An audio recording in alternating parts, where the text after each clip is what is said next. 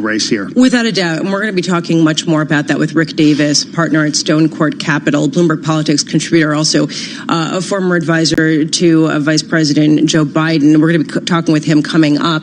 I do want to go back to the backdrop of rates, because we did get this Bank of Canada 50 basis point rate cut following on the heels of what we got from the Federal Reserve yesterday. And the response in bond markets is notable. 10-year yields now falling to 0.96%. 10-year yields also, 30-year yields also falling 1.59%. 2-year yields have already come down. People pricing in at least 3 further rate cuts by the Federal Reserve by the end of 2020.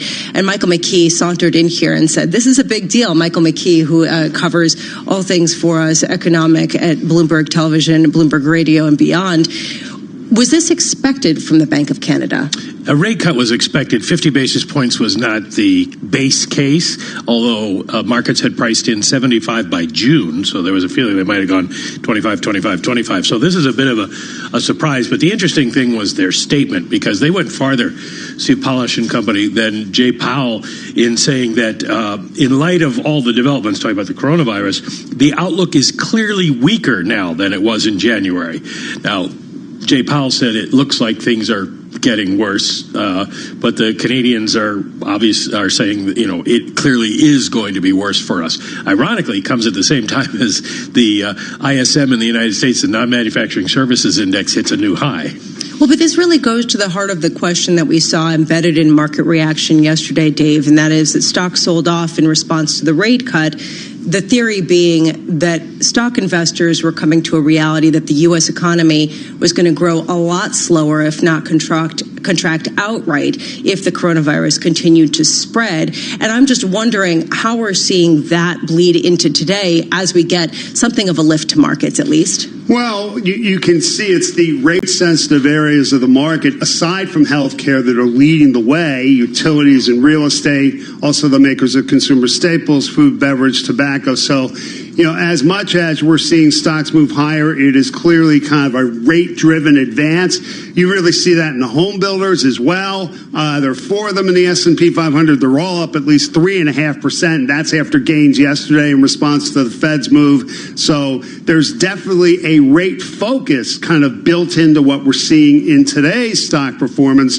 And if you look at the companies that reported earnings since late yesterday, most of them are down. So, that really kind of sharpens the focus, if anything. Hewlett-Packard Enterprise, notable there, down 6.6% after their results late yesterday. Yeah, and you're watching all developed market bonds really rally, yields go lower. And I'm just wondering, Mike, what's your sense about who's next to cut, what we can expect? And is 50 basis points sort of the norm for any bank, for any central bank that has 50 basis points to cut?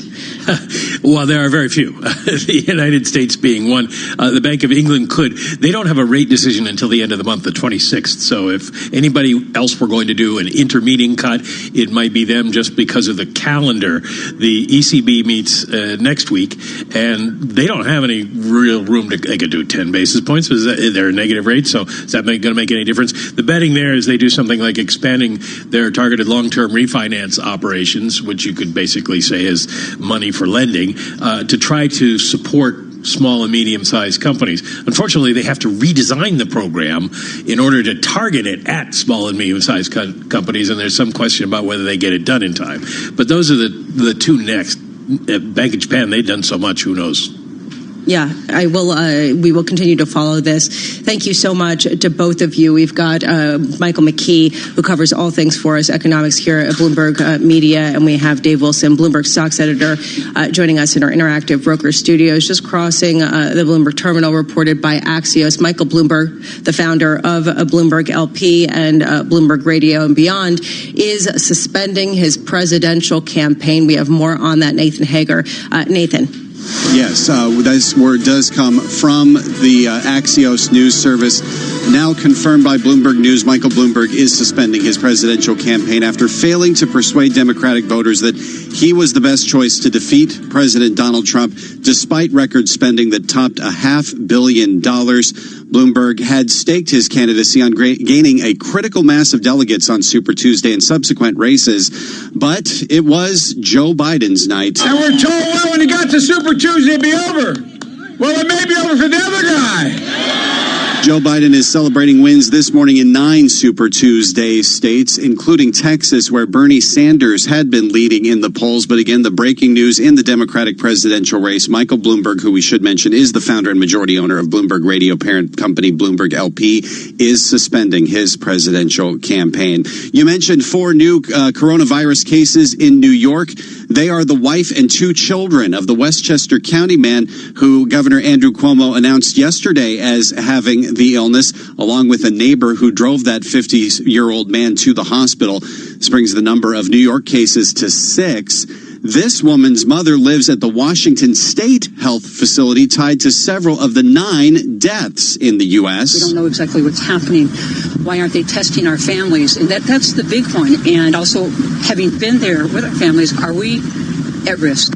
There had been reports Italy planned to close schools nationwide to contain its outbreak. That country's education minister now says no decision has been made. Global news 24 hours a day on air and on Quick Take by Bloomberg, powered by more than 2,700 journalists and analysts in more than 120 countries. Revisions, return policies. There are so many ways to redo a decision. What are the ramifications if she crumbles or doesn't crumble? Do they have any path other than the courts? Except here, we have to get it right the first time. We always talk about the losers in a trade war. Are there winners? So that you can too. How does your modeling have to pivot to reflect a different scenario? Bloomberg Radio, the Bloomberg Business, Radio.com, and iHeartRadio apps, and BloombergRadio.com. Bloomberg, the world is listening. You know your body, and you know when something's off, when something doesn't feel quite right. Don't ignore symptoms like fatigue, joint pain, rashes, and fever. They could be signs of lupus. Listen to your body. Take care of yourself. We're here to help you take control of your health. Learn how at BeFierceTakeControl.org. Brought to you by the Lupus Foundation of America and the Centers for Disease Control and Prevention. In-depth analysis, concise reporting, need-to-know global business news. Around the world and across the markets, Bloomberg connects the dots for decision makers. Stay on top of today's headlines. Follow big breakthroughs in tech. Understand the latest political issues. See how the world's wealthiest are spending their money. Track what's happening in the markets, and much more. Subscribe today to Bloomberg, the global standard for business reporting. Get it all at Bloomberg.com/subscriptions. The possibility of lung cancer can be pretty scary, especially if you're one of approximately 8 million current or former smokers at high risk. That's why SaveByTheScan.org wants you to know that now there's a breakthrough low-dose CT scan that can detect lung cancer early, and it only takes 60 seconds. You stop smoking. Now start screening. For an easy quiz to see if you're eligible, visit SaveByTheScan.org. It could save your life. SaveByTheScan.org is brought to you by the American Lung Association's Lung Force Initiative and the Ad Council. I can find and fund my car, from a Mini to a Jaguar. Feel good car buying from findandfundmycar.com is the place where you can find quality used cars from trusted dealers rated by you, and where you can fund your car with finance to fit your budget. It's feel good car buying, all in one place. Shouldn't be a carry on, choose findandfundmycar.com.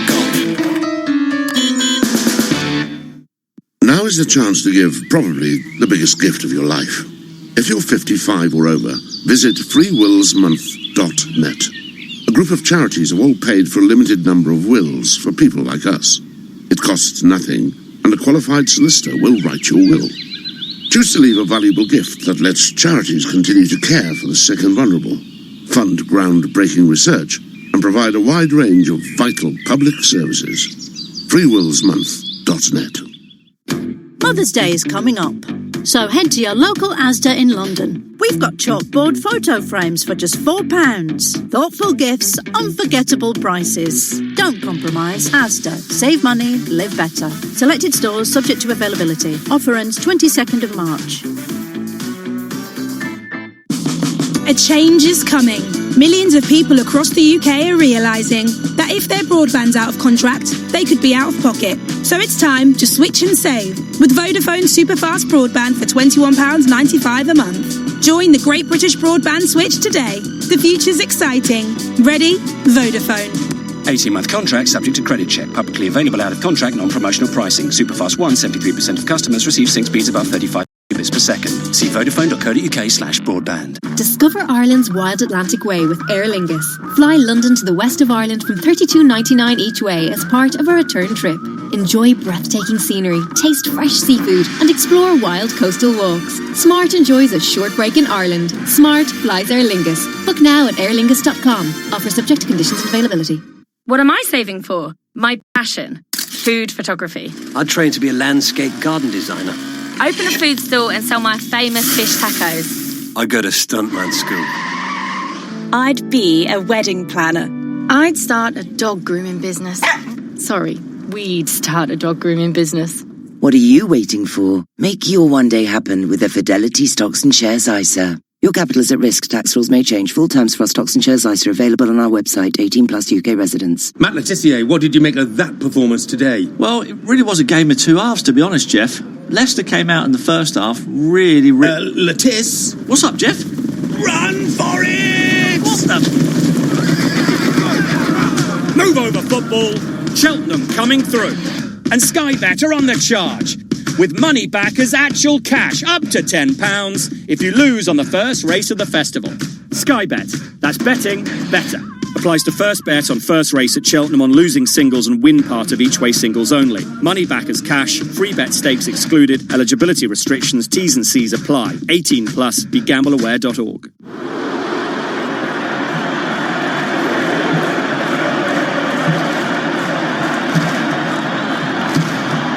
They don't chant your name when you give blood, or sing songs about you. But patients and their families will remember you forever. Because your blood can change their lives.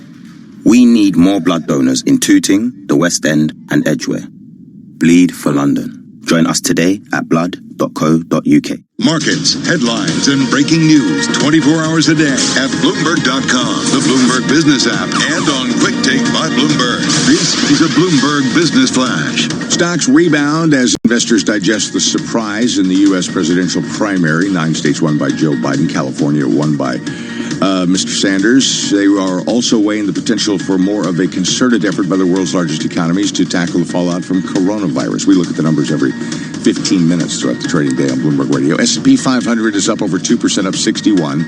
The Dow's up 2.4%, up 617. And the Nasdaq's up 1.9%, up 162. The 10-year's up 630 seconds. The yield is 0.9795. West Texas Intermediate crude is up 1 3/4% at 48.02 per barrel. COMEX gold is down 0.2% at 16.41 even per ounce. The dollar yen 107.40. The euro $1.1124 and the British pound $1.2815. That's a Bloomberg Business Flash. I'm Greg Jarrett. This is Bloomberg Markets with Lisa Abramowitz and Paul Sweeney on Bloomberg Radio.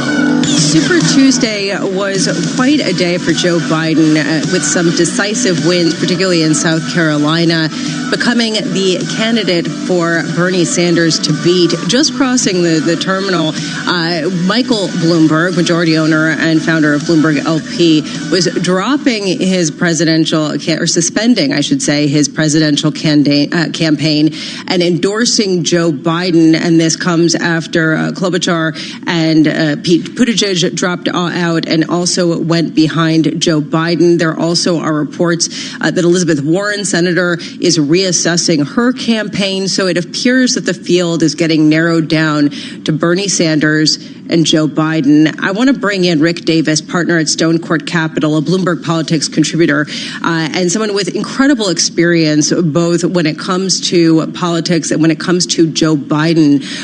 Rick, what I'm curious from your perspective, how important is it that there is a narrowing down of the field at this point?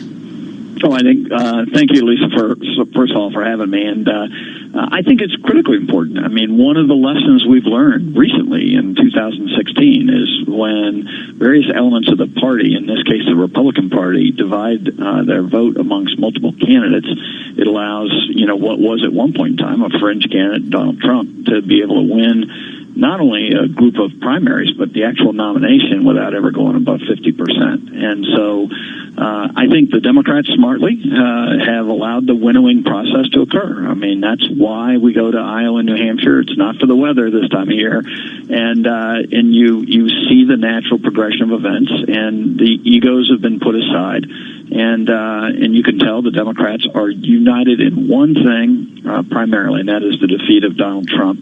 And that is what's motivating people like Mike Bloomberg to suspend his campaign, to rally the troops around Joe Biden on the part, as you mentioned, of Amy Klobuchar and Pete Buttigieg. I mean, these are all things that had a major impact leading up to Super Tuesday and will after Super Tuesday. I think it's fair to say that this is now a very simple campaign against two people, Joe Biden, who represents the center and the establishment of the Democratic Party, and Bernie Sanders, who wants a revolution. And voters are going to get to decide that. And believe me, that is a fair choice, right? I mean, they got plenty to choose from there. Well, Rick, as a former Republican strategist, former manager of Senator John McCain's campaign for president, I'm wondering how worried you hear Republicans being from here, how worried President Trump should be about the momentum that these two candidates are getting this early in the race, or not. Well, if I were Donald Trump and his campaign, I would be very worried about a couple things I saw last night on Super Tuesday. And one of them, principally, is the gravitational pull that Joe Biden has with white suburban voters, especially women. We know that these are the same voters that helped Donald Trump win an election against Hillary Clinton. And we know that they abandoned the Republican Party writ large in 2018 in the midterms. You could chalk that up to parties in power had bad midterms. But the fact that they rallied around Biden's campaign in states like Texas and Minnesota and throughout the South and really on a national basis, propelling his victory in states that he had really no business to be winning from just a tactical perspective. That ought to give the Republicans and Donald Trump some pause that they're not doing a job of pulling those suburban women back into their fold, and they seem excited about Joe Biden. Just looking forward, Bernie Sanders still very much in the race, so it's Bernie Sanders and Joe Biden. How concerned are you about a contested nomination or contested convention? Yeah, convention. Yeah, less so now, right? I mean, one of the things that you had to watch on Super Tuesday is whether or not candidates like Mike Bloomberg, Elizabeth Warren could accumulate enough delegates to want to be power players at a convention.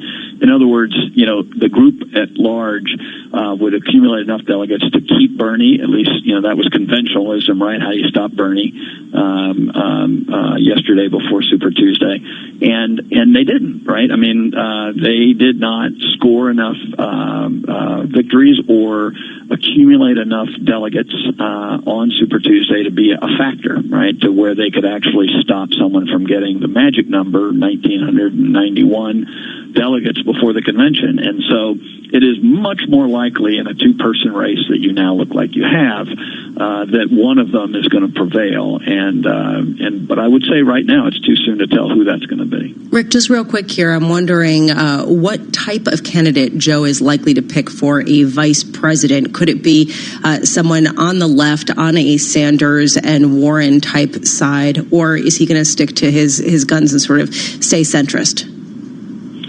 I think a lot of that's going to determine what the state of the race is this summer, right? The Democrats have an early convention at the end of July. That's when they will be forced to have to make a decision on who the vice presidential running mate will be.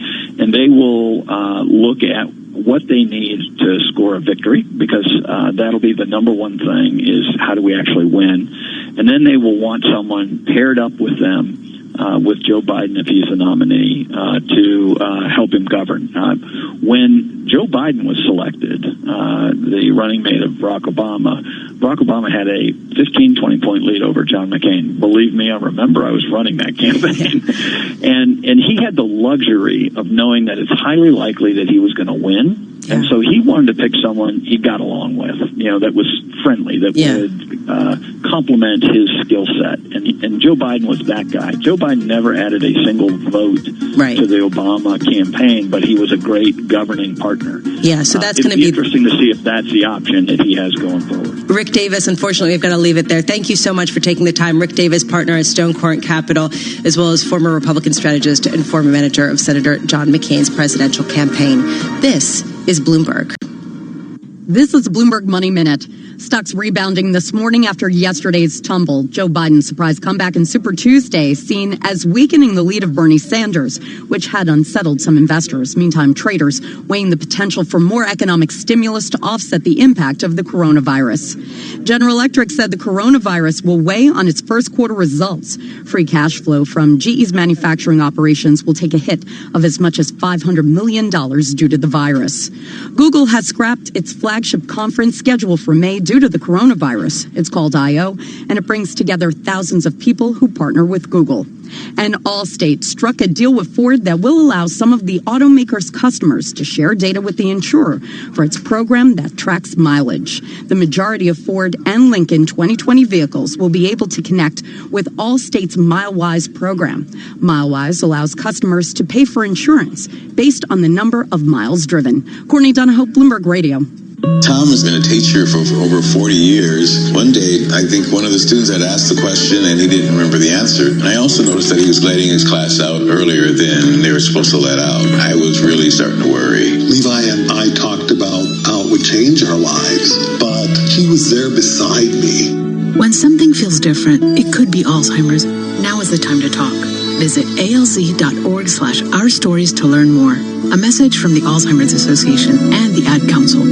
In-depth analysis, concise reporting, need-to-know global business news. Around the world and across the markets, Bloomberg connects the dots for decision makers. Stay on top of today's headlines. Follow big breakthroughs in tech. Understand the latest political issues. See how the world's wealthiest are spending their money. Track what's happening in the markets, and much more. Subscribe today to Bloomberg, the global standard for business reporting. Get it all at Bloomberg.com/subscriptions. What if you could keep the top economic experts in a conference room next to your office without having to feed them? Do we need better optics? Do we need some substance? Do CEOs care about ESG? We have seen quite a lot of stimulus pumped into the system already. It's the biggest warning yet about the financial risks of climate change. Now there are more ways to hear us. Bloomberg Radio, the Bloomberg Business, Radio.com, and iHeartRadio apps, and at BloombergRadio.com. Bloomberg, the world is listening. Okay, kids, Dad's gonna teach you how to dance. First, spread your feet apart. Then, pump your knee, nod your head, shake your hips, and bite your lip ever so slightly. Now, with one hand in the air, point at people with the other hand. I call that the rock star. Dance like a dad. It's a great way to make a moment with your kids. Now, make a face like it just smells something bad. Visit fatherhood.gov. Brought to you by the U.S. Department of Health and Human Services and the Ad Council. Hey y'all, Jeff Foxworthy here. Now, if you've ever found yourself repeating the same thing over and over for 75 years, you might be Smokey Bear. Only you can prevent wildfires. That's why I'm filling in for Smokey to switch things up, because there's a lot more to say. And I should know because my grandfather was a firefighter. And one of the things he taught me is that the people that love the outdoors the most are often the ones accidentally starting wildfires, which means always BYOB. No, bring your own bucket to the campfire. And be extra careful with things like burning yard trimmings. Don't just walk away, or chances are you might be starting a wildfire. So for the love of the outdoors, go to SmokeyBear.com to learn more about wildfire prevention. Brought to you by the U.S. Forest Service, your state forester, and the Ad Council. 25 years ago, NJIT graduate Dick Sweeney co-founded Keurig Green Mountain, a company whose incredible innovations changed the way the world brews a cup of coffee. Today, he lectures widely on business leadership and is a strong advocate for NJIT's work to combine business education with the power of STEM. NJIT is definitely fostering the innovative thinking for budding entrepreneurs simply because that's the world we live in. NJIT is producing students that have been trained, educated, and given the business acumen to be a contributor to a company. The distinct mission is to develop great STEM scholars. The attributes I've always looked for in team members are heart, smarts, guts, and luck. So we want people with passion, intelligence, courage, and never discount luck. The student coming out of NJIT has experienced all of that. NJIT, New Jersey Institute of Technology. Learn more at njit.edu.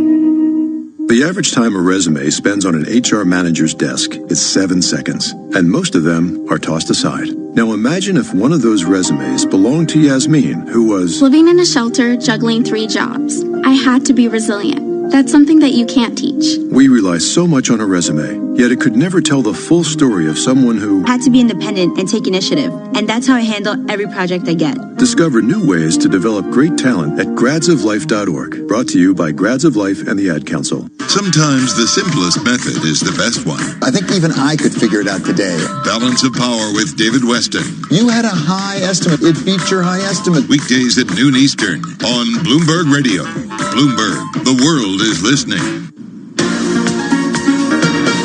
Broadcasting live from the Bloomberg Interactive Brokers Studio in New York. Bloomberg 1130 to Washington, D.C. Bloomberg 99.1 to Boston. Bloomberg 106.1 to San Francisco. Bloomberg 960 to the country. Sirius XM Channel 119 and around the globe. The Bloomberg Business app and BloombergRadio.com. This is Bloomberg Markets. Coming up, we'll take a really human look, which translates into a very commercially important look at how the coronavirus has affected Asia, in particular Hong Kong, and what this might say about what we can expect here in the United States. Plus, we'll look ahead to St. Louis Fed President Jim Bullard sitting down with Kathleen Hayes of Bloomberg. That is coming up. Right now, though, let's get a check on the numbers. Greg Jarrett has that with a Bloomberg Business Flash. Greg. It's a comeback, Lisa, for the S&P after yesterday's steep declines. The comeback comes after Senator Joe Biden won a majority of state primaries on Super Tuesday, dulling some investors' concerns about the possibility of a more liberal candidate challenging President Donald Trump.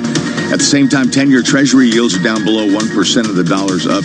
As traders are waiting for other top economies to follow the Federal Reserve's emergency rate cut. Michael Houston at CMC tells Bloomberg he thinks the Fed move was incorrect. When you've got interest rates at record lows, you've got a G7 calling for coordinated action on the part of governments and central banks. It beggars belief that the Trump administration is not suspending tariffs on Chinese goods and services. That, for me, would send a much bigger message to markets than central bank cuts when you've already got rates at record lows. We check the markets every 15 minutes throughout the trading day on Bloomberg Radio. S&P is up 1.9%, up 56. The Dow's up 2.2%, up 575. And the NASDAQ is up 1.8%, up 160. The 10-year is up 5/30 seconds with a yield of 0.9779. West Texas Intermediate crude oil is up 2.2% at $48.20 a barrel. COMEX gold is down 0.3% at $16.3950 an ounce. The dollar yen, 107.38. The euro, $1.1122. And the British pound, $1.2812. That's a Bloomberg Business Flash. I'm Greg Jarrett. You're listening to Bloomberg Markets with Lisa Abramowitz and Paul Sweeney on Bloomberg Radio. How significant is the disruption from coronavirus fears? This has been one of the big questions that people are trying to grapple with and price into markets as we game out a scenario in which there could be some sort of downturn, recession, not recession, temporary, V-shaped, U-shaped. Joining us here is Shelley Banjo, Asia tech reporter for Bloomberg, had been living in Hong Kong. Right now, where are you living? We're camped out in my parents' house in Dallas, Texas. Okay, so can you give us a sense before you decided to leave of what it was like in Hong Kong as the fear of coronavirus swirled in? Sure. So Hong Kong, I think, is a really interesting case because if you look at it right now, the cases are actually quite lower percentage-wise compared to China. And so it seems like a lot of these draconian measures are working, and yet it's not it's not the greatest place to want to be right now. So a few weeks ago, Bloomberg shut down their offices as well as many other businesses. Schools were closed, and we have an 18-month-old child, and so we decided, you know what, it's very difficult to be in a tiny apartment with a young child when playgrounds and playrooms and things like that are closed. So we decided to go to Dallas and stay with my parents for a little while. Okay, and can you give us a sense before that of just sort of the fear factor of people staying inside? I mean, it sounds like restaurants, were they open? Was everything just sort of closed? Yeah, at the time, there were a fair amount of grocery stores and restaurants that were open, but it was right around then we started seeing people do runs on toilet paper. That was like a really big thing in Hong Kong. People started a rumor that there wasn't going to be enough toilet paper, and then everybody rushed. You'd see lines outside of the pharmacies every single morning as soon as they opened up and got a new shipment in for hand sanitizer, masks, and things like that. Okay, so looking forward, can we get a sense of how quickly things have come back online and how much of a template this is for what we can expect potentially here if it continues to spread? Well, schools are still closed and a lot of businesses are still closed. Some of the businesses have kept open throughout this entire thing. Grocery stores are still being stocked. People can now get toilet paper again, so people are happy about that. Life goals. No, I mean, what about when it comes to technology production? What that was one of the big questions with manufacturing and supply chains. So it's a completely different story in mainland China, where most of the production is. A lot of the supply chains have started slowly opening up again, slowly adding production workers, but they're nowhere near at capacity or bringing their workers over. And they've reopened factories, but then they need to quarantine their workers for a few weeks to make sure that as they travel to wherever the factory is from their hometowns, that they haven't contracted the virus. So factory production is still not normal. So there's been a lot of criticism around the Chinese response to the coronavirus, lack of transparency, numbers changing. How does the response from the Trump administration compare? Well, I think that the Trump administration had a fair bit of more time to kind of decide what their response was going to be. I think that it is something important to take seriously. You get a lot of questions like, is this panic? Are people panicked? But you know what? This is a really important thing to take seriously. And so I don't think it's a panic at all. All right. And going forward, based on how quickly things are sort of getting back to normal within Hong Kong, does it give you optimism, a sense that things can come back online pretty quickly? Or does it give you a sense of sort of a little bit of an ominous sense going forward? I think Hong Kong is still in a holding pattern. I don't think things are starting to come back online yet. And so until schools open, businesses won't open, and until businesses won't open, everybody's kind of working from home, and productivity does slow. And so I think the uncertainty has driven a lot of people out of Hong Kong altogether. And so it has a big expat population in Hong Kong. I think a lot of those people are gone and aren't going to come back. Are you going back? We're planning on going back right now. So we'll see. Do you have any sense when?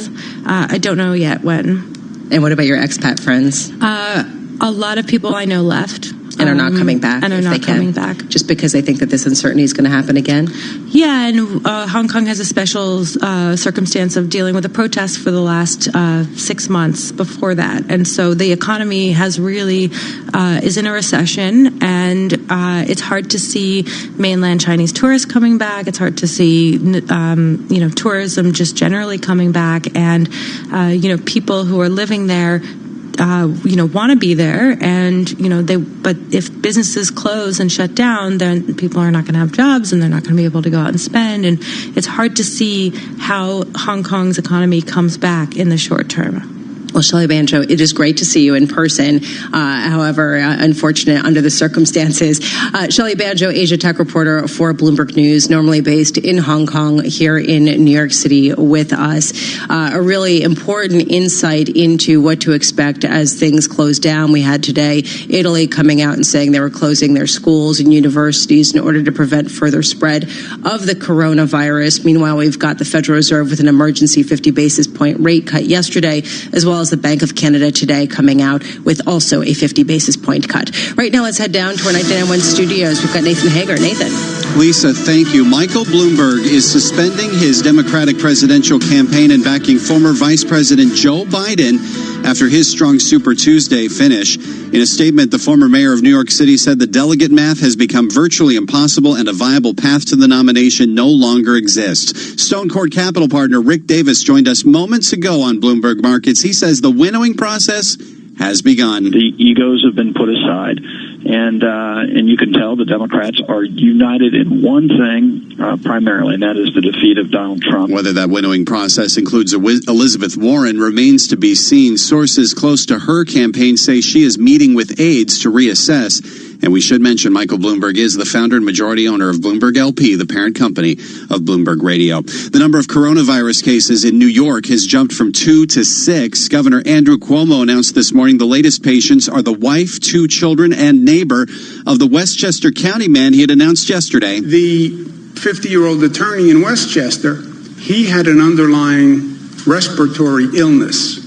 So he is in the category of people who we worry about in this situation. Worldwide, there are more than 93,000 coronavirus cases, about 3,200 deaths, including 9 in the U.S. And the number of cases in the U.K. jumped today from 34 to 85. A state of emergency remains in effect in Tennessee, and dozens are still missing after powerful tornadoes killed at least 24 people this week in downtown Nashville and 4 counties. Governor Bill Lee says that death toll could rise. Global news 24 hours a day on air and on Quick Take by Bloomberg, powered by more than 2,700 journalists and analysts in more than 120 countries. Asset managers who seize change to launch new strategies, add distribution channels, or exploit new technology to re-engineer the investor experience are often rewarded. However, in an industry paralyzed with complexity, few act with agility or decisively. Few run their businesses strategically, yet the most competitive managers in the market know with the right partner and a flexible operating system, you can. Go boldly toward change with SEI Investment Manager Services. I'm Steve Meyer, president of SEI's Investment Manager Services. At SEI, we understand the emerging forces that will define success for asset managers and what firms will need to compete tomorrow. That's why we continually optimize SEI's global operating platform. If your business requires greater agility, our advanced technology, integrated best-in-class systems, and multi-asset expertise can be your catalyst for business transformation. With SEI Investment Manager Services, you lead the charge in a competitive marketplace. Learn more at SEIC.com/seize change. Business is constantly evolving. Is your financial printer evolving to keep ahead of the curve? At Command Financial, we are redefining financial printing by providing industry-leading expertise, leveraging technology, and honing processes and best practices. Every day, Command helps SEC registrants, as well as members of their working groups, including securities attorneys and investment bankers, prepare, file, and disseminate regulatory and disclosure documents, such as registration statements, M&A documents, and mutual fund prospectuses and reports. Command provides a full range of services to help you effectively complete your deal, meet your disclosure requirements, and achieve your shareholder communications objectives. Visit our website at commandfinancial.com and learn how we're evolving, not only with the times, but also with your business requirements. Command Financial, redefining financial printing.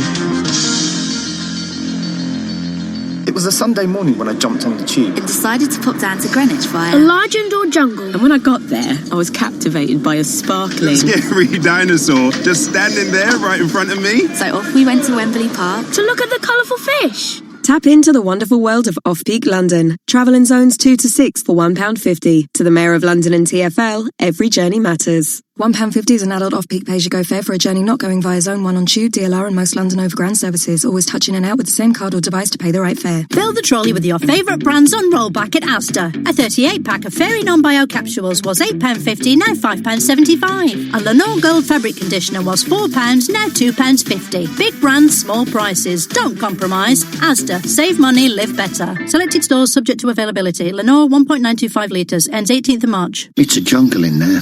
Impenetrable, with tiny creatures running wild.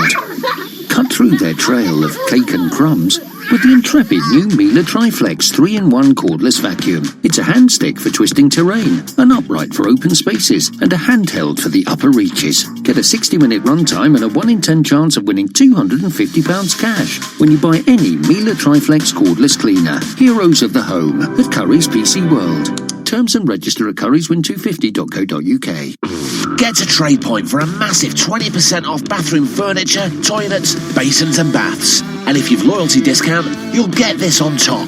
So, for big bathroom savings in-store and online, get to Trade Point. Ends 9th of March. Subject to availability, see tradepoint.co.uk. Had the same job for the last 15 years? Working with the same people, in the same office, drinking tea from the same comedy mug, eating the same crayfish and rocket sandwich every lunchtime, using the same business jargon, and climbing the same greasy pole. What does that even mean? Then maybe it's time to switch it up, starting with the all-new Vauxhall Corsa. With its bold styling and up to 70 miles per gallon. To switch it up, visit your local Vauxhall dealership or search New Corsa. Official WLTP test figures for comparison purposes only. Real-world figures may vary. Searching, swiping, streaming. Whatever you're into, at Tesco Mobile we've got a fantastic range of SIM deals to suit your needs. Like this great deal where you can pick up a 12 gig SIM for just £12 a month. Get the perfect SIM for you. Search Tesco Mobile or visit us in store. Tesco Mobile. Every little helps. Ends 22nd of March. 12-month contract and unlock 4G enabled phone required. Fair use policy applies. Charges and terms at tescomobile.com/terms. The moment you realise that radiator isn't warming up, it's freezing, and half the class are coming for a sleepover. The moment you realise you're covered by British Gas Home Care from £14 a month. That's just 46p a day, including parts and labour. Buy selected home care cover online by the 10th of March and get 1 month free. British Gas, here to solve. Search British Gas Home Care. Conditions apply. Prices vary by postcode. When you're not listening to your team, take it to the end zone, the rim, or the net. Keep up with the biggest moments in sports by following TuneIn on social media. Cook into the end zone for the touchdown. From reminders of the live top games to tips of the best sports stations and podcasts. Welcome to Undisputed. We are live from Los Angeles. I'm Jenny Taft here with Skip Bayless. Follow at TuneIn on Facebook, Twitter, and Instagram to get the most out of TuneIn. TuneIn's your destination for college basketball, and it's free. Down the right side of the lane, jumper up and good. This week, we have a must-hear game. North Carolina at Duke. 2 for the win. No, tapped up by more. And it is the Blazers. More bakes it in. This Saturday, tip-off is at 6 p.m. Eastern. Kimball right of the lane against the SU zone to Warren. With college basketball on TuneIn, you can hear every call from games around the country live. Search college sports to listen free today. Ah, finally another commercial, said no one ever. Visit tunein.com/premium to upgrade now and get over 45 commercial-free music stations. Joe Biden won a majority of state primaries on Super Tuesday. We look at the numbers every 15 minutes throughout the trading day on Bloomberg Radio. S&P is up 1.6%, up 50. Dow's up 2%, up 509. The NASDAQ is up 1.5%, up 133. The 10-year's up 9.30 seconds with a yield of 0.9699. West Texas Intermediate Crude is up 1.5% at 47.89 a barrel, with COMEX gold down 0.1% at 16.4230 an ounce. The dollar yen 107.33. The euro $1.1118, and the British pound $1.2805. The Bank of Canada has cut a 0.5 percentage point from its benchmark interest rate, easing monetary policy for the first time in more than 4 years, following the Federal Reserve and trying to protect the economy from coronavirus. That is a Bloomberg Business Flash. I'm Greg Jarrett. You're listening to Bloomberg Markets with Lisa Abramowitz and Paul Sweeney on Bloomberg Radio.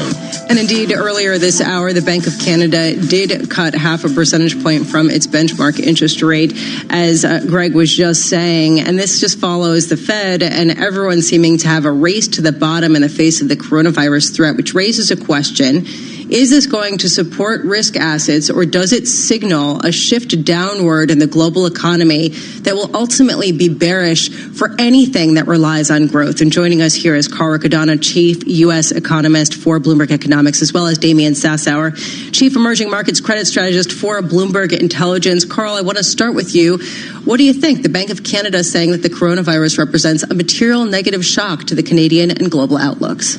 I would agree completely with that type of assessment. So we're seeing a supply shock, and then the question is, how big is the demand shock that accompanies it? And when you see canceled airfares and conferences being canceled, that's the tip of the iceberg of things being restricted. And then as we get more tests conducted here in the U.S. and actually get a better handle on what the case count is, then you're going to see knock-on effects in terms of potential schools being closed and that sort of thing, and social distancing and quarantines will have a negative impact on the economy. So the Fed knows that its medicine takes a while to kick in, and so it's jumping out there and acting now, so that hopefully some of the medicine will be flowing by the time we start to see more severe impacts. Is the medicine enough, Damian, to prompt people to go into emerging markets? Is that where they should go? No.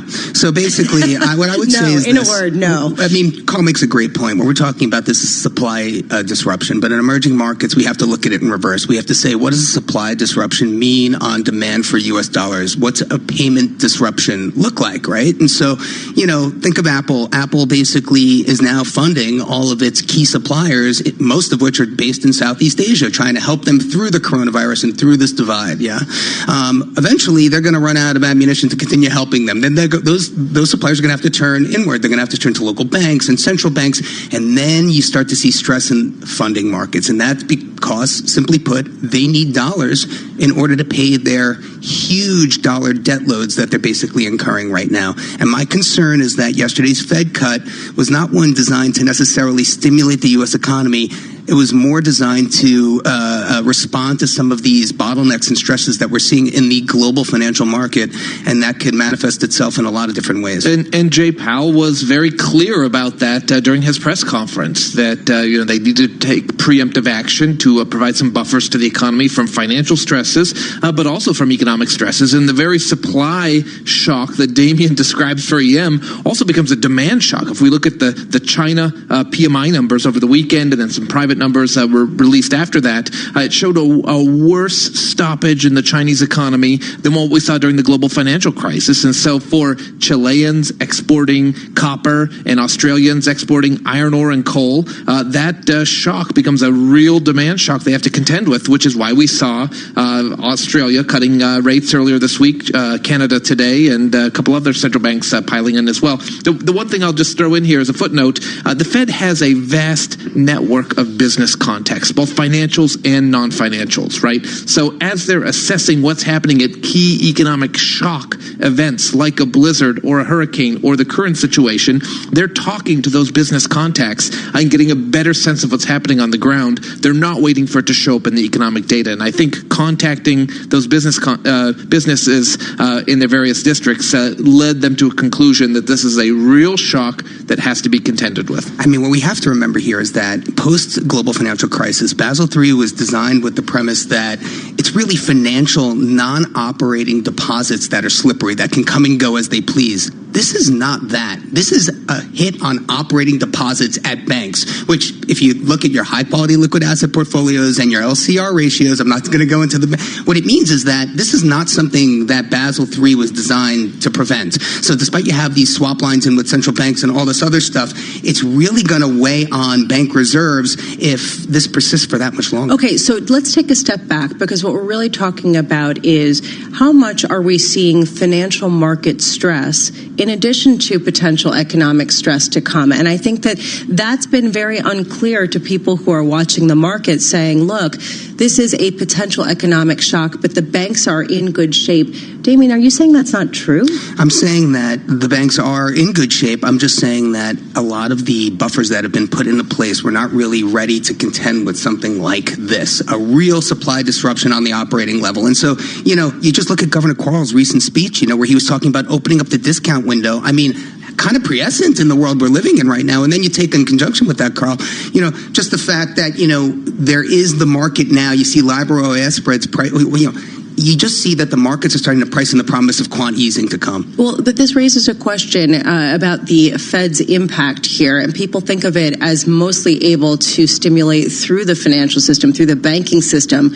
What can the effect be on the real economy? How can we start to look for the medicine being felt in the real economy? Sure. Well, there's important psychological impacts from this, right? So when we look at the financial market shock, the wealth effect, which is true for both households and corporates, of a 13% decline in the S&P, right? We can compare this to, very recent history. In Q4 of 2018, we had a 20% correction in the S&P, and there was a very visible negative consequence for consumer spending in the following couple of quarters, and the same thing for business investment trends, right? If you're a business and your stock is getting pummeled, you're probably going to hesitate before you take some aggressive investment measures and go out on a limb on new projects and whatnot. So the Fed stepping in to lower rates reduces your financing cost. Also, it helps to stifle that risk-off trade, because it's a lot less appealing to park money into something rating a return close to Fed funds now compared to 2 days ago. And we're going to be hearing from St. Louis Fed President James Bullard coming up in just about 5 minutes here with Kathleen Hayes of Bloomberg Television, who will be broadcasting that live. What are you hoping to hear from Jim Bullard, Damien? Well, I would like to hear a little bit more about what was the reasoning. I mean, we didn't get much from Chair Powell yesterday. I mean, he was very tight-lipped. I'd like to see a little bit more color as to, what was the real intention here? I think, we heard moral hazard, those words ballied about yesterday time and time again. How, what does the Fed know that we don't know, right? And so I think a lot of those questions are very real. And like you said, the psychological impact of that can be devastating if the Fed is given the Fed's designed to keep, inflation low and employment full. Carl? What are you hoping to hear? I'm looking to hear from Jim Bullard how he would expect to proceed from here. So we've seen a 50 basis point cut. I think that we're going to see more. So my team's looking for 2 more 25 basis point cuts at the actual meetings, not emergency moves. But certainly if the narrative starts to get away from reality or from rational expectations here, then the Fed would have to be aggressive once again. So just that kind of hearing what he thinks is the appropriate response from policymakers more broadly, not just monetary policymakers. No one, including the Fed, has the illusion here that this is a problem that can be fixed by the Fed alone. So in answer to you, Lisa, sorry, just one last thing. Damien. Don't refinance your home loans just yet because rates are going lower.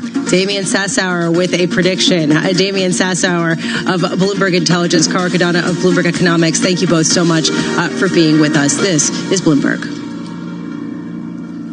That saying, success breeds success, it's true. Are we seeing any improvement? Carol Massar and Jason Kelly. How would you describe your outlook? Weekday afternoons at 2 Eastern on Bloomberg Radio. Bloomberg Business Week, now live on YouTube. This is the Bloomberg Green Business Report.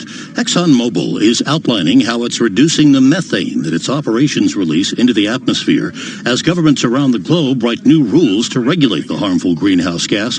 The energy giant aims to influence the way those rules are written, hoping that regulators and other companies adopt procedures Exxon says help reduce methane emissions by 20% in some of its U.S. drilling operations over the past 2 years. Some environmental advocates see Exxon's move as a rebuke of President Trump's Environmental Protection Agency, which has proposed relaxing methane emission regulations. On the other hand, they also say Exxon needs to be much more aggressive in its efforts to help curtail global warming. The Union of Concerned Scientists figures methane has 86 times the global warming potential of carbon dioxide. When companies drill for oil, they generally also get natural gas, whether they want it or not, and often just release the methane into the atmosphere. That's the Bloomberg Green Business Report. I'm Bob Moon. Vattel Shah is Senior Project Engineer at Mott MacDonald, a global engineering consultancy with more than 16,000 employees. He earned his PhD at New Jersey Institute of Technology, and as an adjunct professor, is helping NJIT students explore emerging technologies. My focus is renewable markets, emerging technologies, the idea of floating cities. What are we doing to develop that? What will happen to the city on the water? Well, you're going to have waves hitting it. You're going to have solar. How are you going to develop plants? How are you going to develop vegetation and farming? That sort of thought process happens at NJIT. We actually plan out what will the city look like. How do we develop that? So in 10 years, we're actually ready to take on those challenges when we have our first development in the water. NJIT also has been doing a lot of work in self-healing materials, so taking the polymers and the new material that we have in our material sciences departments and putting them into things like concrete, things like steel, reinforcing our soil. NJIT, New Jersey Institute of Technology. Learn more at njit.edu. Have you ever thought, I wish I'd had that information sooner? What does this tell us about the state of deal making? Let's fix that. One unprofitable company plus another doesn't make a profitable company. Carol Mazur. Talk to us about real-world applications. Jason Kelly. Remind us what the potential is for everyday folk. Bloomberg Business Week. Vice President of Exploratory Science is one of the cooler titles. Weekday afternoons at 2 Eastern on Bloomberg Radio, the Bloomberg Business app, and BloombergRadio.com. Bloomberg Business Week, now live on YouTube. From the financial capital of the world, 24 hours a day at Bloomberg.com, on the Bloomberg Business app, and on Quick Take by Bloomberg. This is Bloomberg Radio. This is Bloomberg Markets with Lisa Abramowitz and Paul Sweeney. Is there any bank right now in the U.S. that you think is a buy? Do you think Chairman Powell has lost the market? Jeff Bezos is no dope. What's the big ka-ching? The big question, I think, for investors is free cash flow. Breaking market news and insight from Bloomberg experts. The U.S. tariffs actually hurt both China and the U.S. Large strategics are looking to either buy or invest in innovation. Soybeans and corn have been basically at or below the cost of production for about 4 or 5 years. So what we see more bonds, more yield. This is Bloomberg Markets with Lisa Abramowitz and Paul Sweeney on Bloomberg Radio. I'm Lisa Abramowitz, my co-host and colleague Paul Sweeney off today. Coming up, I am so pleased to say our own Kathleen Hayes is going to be interviewing St. Louis Fed President Jim Bullard after that 50 basis point emergency rate cut. We will bring that interview to you live. Right now, let's get a check of where markets are trading. Greg Jarrett has that. Greg. Lisa, we're a bit off earlier highs, but stocks are still well into the green. Investors are continuing to digest the Biden win in 9 states in Super Tuesday primaries and weighing potential for more concerted effort by the world's largest economies to tackle coronavirus. We look at the numbers every 15 minutes throughout the trading day on Bloomberg Radio. S&P is now up 1.6%, up 48. The Dow's up 2%, up 514, and the Nasdaq's up 1.4%, up 124. The 10-year's up 12.30 seconds. The yield 0.9602%. West Texas Intermediate crude is up 1.4%, 47.81 per barrel. COMEX gold is down 0.1% at 16.4270 an ounce. The dollar yen is at 107.29. The euro's $1.1143, and the British pound currently $1.28. Let me look at that. $1.2820 per dollar. That's per pound. 8:01 in the West Coast. It's now 11:01 on Wall Street. We return to Bloomberg Markets. Lisa Abramowitz and special programming. Thank you so much, Greg Jarrett. Indeed, we are about to hear from Jim Bullard, who is St. Louis Fed president. It comes at a really important moment for both the Federal Reserve as well as the global economy. The Federal Reserve came out this week for its first emergency intermeeting rate cut since the financial crisis, coming out, cutting rates by an unexpected 50 basis points and saying they were concerned about the coronavirus and subsequent effects. Today, it was followed up by the Bank of Canada, also cutting 50 basis points at their meeting. Yields lower, hitting new record lows across the world. The big question here is, what is the path forward for the Federal Reserve? How many more times is it prepared to cut rates? Currently, Fed funds futures have 3 more rate cuts priced into the market heading into the end of 2020. And there's a question here. What is the lower bound? Is it 0? Is it negative? How close are we to that? And what are the data inputs that we can expect to watch to determine what the Fed is going to look at to determine its actions. Right now, we want to go to Kathleen Hayes of Bloomberg Radio, Bloomberg Television, sitting down with St. Louis Fed President Jim Bullard to analyze all of these highly important issues. Kathleen. And I'm so happy to welcome our Bloomberg Television and radio audience to the Federal Reserve Bank of St. Louis. Yes, President Jim Bullard joining me again at the Homer Jones Memorial Lecture. That happens today, and I'm here this morning to have a nice, long sit-down conversation with him. Jim, thanks for taking the time. Welcome again to St. Louis and to the Homer Jones Lecture. We've been doing this for a long time, so welcome back. Well, and what a time it is for us to do it this year, Jim. It's always exciting to talk about it. Yeah. Well, let's start with the big move this week, because 2 weeks ahead of a scheduled meeting, just a couple of hours after a G7 announcement from the finance ministers and central bankers, we're going to do what's appropriate, Fed comes barreling out of the gate, emergency meeting, 50 basis point cut. Hasn't happened since 2008. Why the urgency? What shifted? I think Jay Powell did a great job in his press conference in elucidating the details around this, but risks obviously are rising that this coronavirus could be more severe than we were previously thinking. I think the sentiment, for me anyway, was that we were probably going to have to move at the March meeting anyway. Might as well move that up and do it sooner. I think that was the basic thinking here. I also think that we got the policy rate to the right place for now, given the information that we have now, and we took out some insurance against the possibility that this will cause a growth slowdown in the U.S. Well, that's interesting. You say it's at the right level for now, because President Trump isn't the only person who's calling for more rate cuts. A lot of traders, Wall Street economists are saying the Fed will move again 50 basis points at the March meeting. That doesn't sound like something you're on board with? Yeah, I don't think you should prejudge that meeting at this point. We just had a meeting.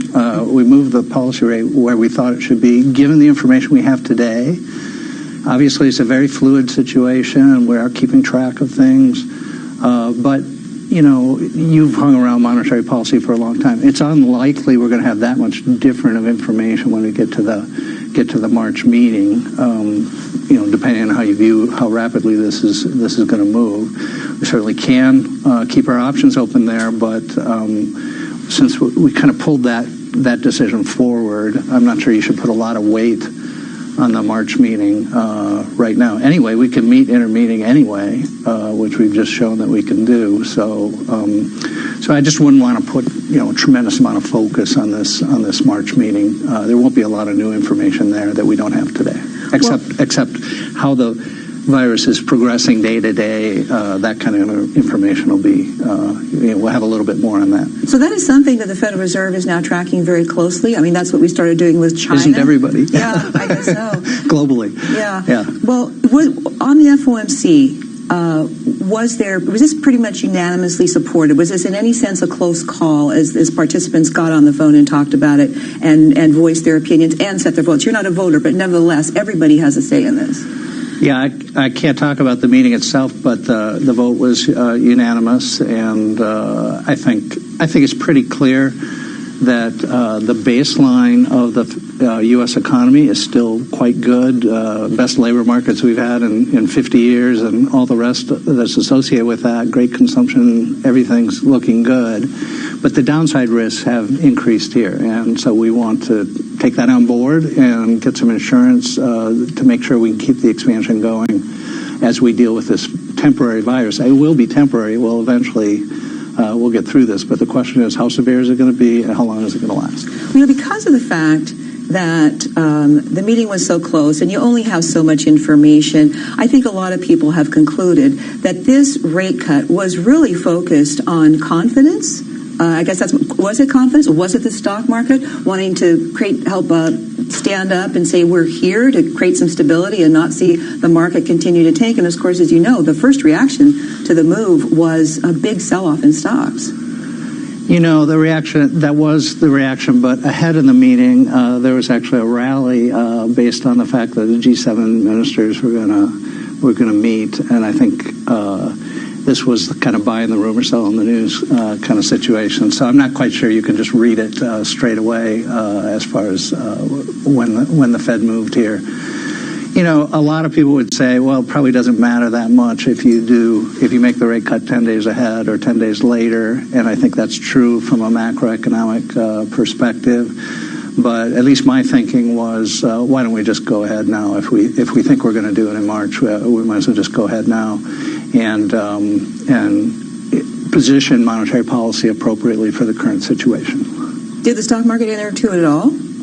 And the big stuff, because we've had quite a downdraft from the highs. I know the stock market is still maintaining some gains from the beginning of the rally. Nevertheless, investors talk about this constantly. You and I have talked about this over the years, but the stock market is trying to look ahead and see what the growth prospects are for the U.S. economy. The Fed is trying to do the same thing, look ahead, see what the prospects are for the economy. The stock market trades minute by minute. We only meet every so often, so sometimes it looks like one is reacting to the other, but I don't really think that that's true. I think both are trying to forecast the future, and I think that's what was going on here. Can you walk us through, Jim, how a rate cut is supposed to help deal with the virus? This is not like looking at employment reports and retail sales. So is there a mechanism? Would it be through higher stock prices because the Fed move does create confidence? A lower U.S. dollar, lower rates for home and auto loans. Are they going to work if people are so freaked out about the virus they can't think about anything else and don't go out and shop and don't make big decisions like that? What's the mechanism for interest rates and the virus? Yeah, we know, and Chair Powell said during the press conference, that this isn't going to fix, medical issues. I do think we will get an outstanding public health response in the U.S. And my thinking on that is that response is occurring at the federal level, the state level, the local level, and even on the individual level. And so you've got many reactions to this coronavirus that on net, I think, will be very positive in helping to protect us against this virus as best as we can be protected. So I think we'll do very well. I think we have a very good health system in the U.S., one of the best in the world, and we'll be able to handle this as well as it can be handled. So I think what will happen going forward is we'll get news about, there's an outbreak here or there. I think we'll get many more cases in the days ahead. But I think generally speaking, I'm optimistic that we can make a good response here on the health side.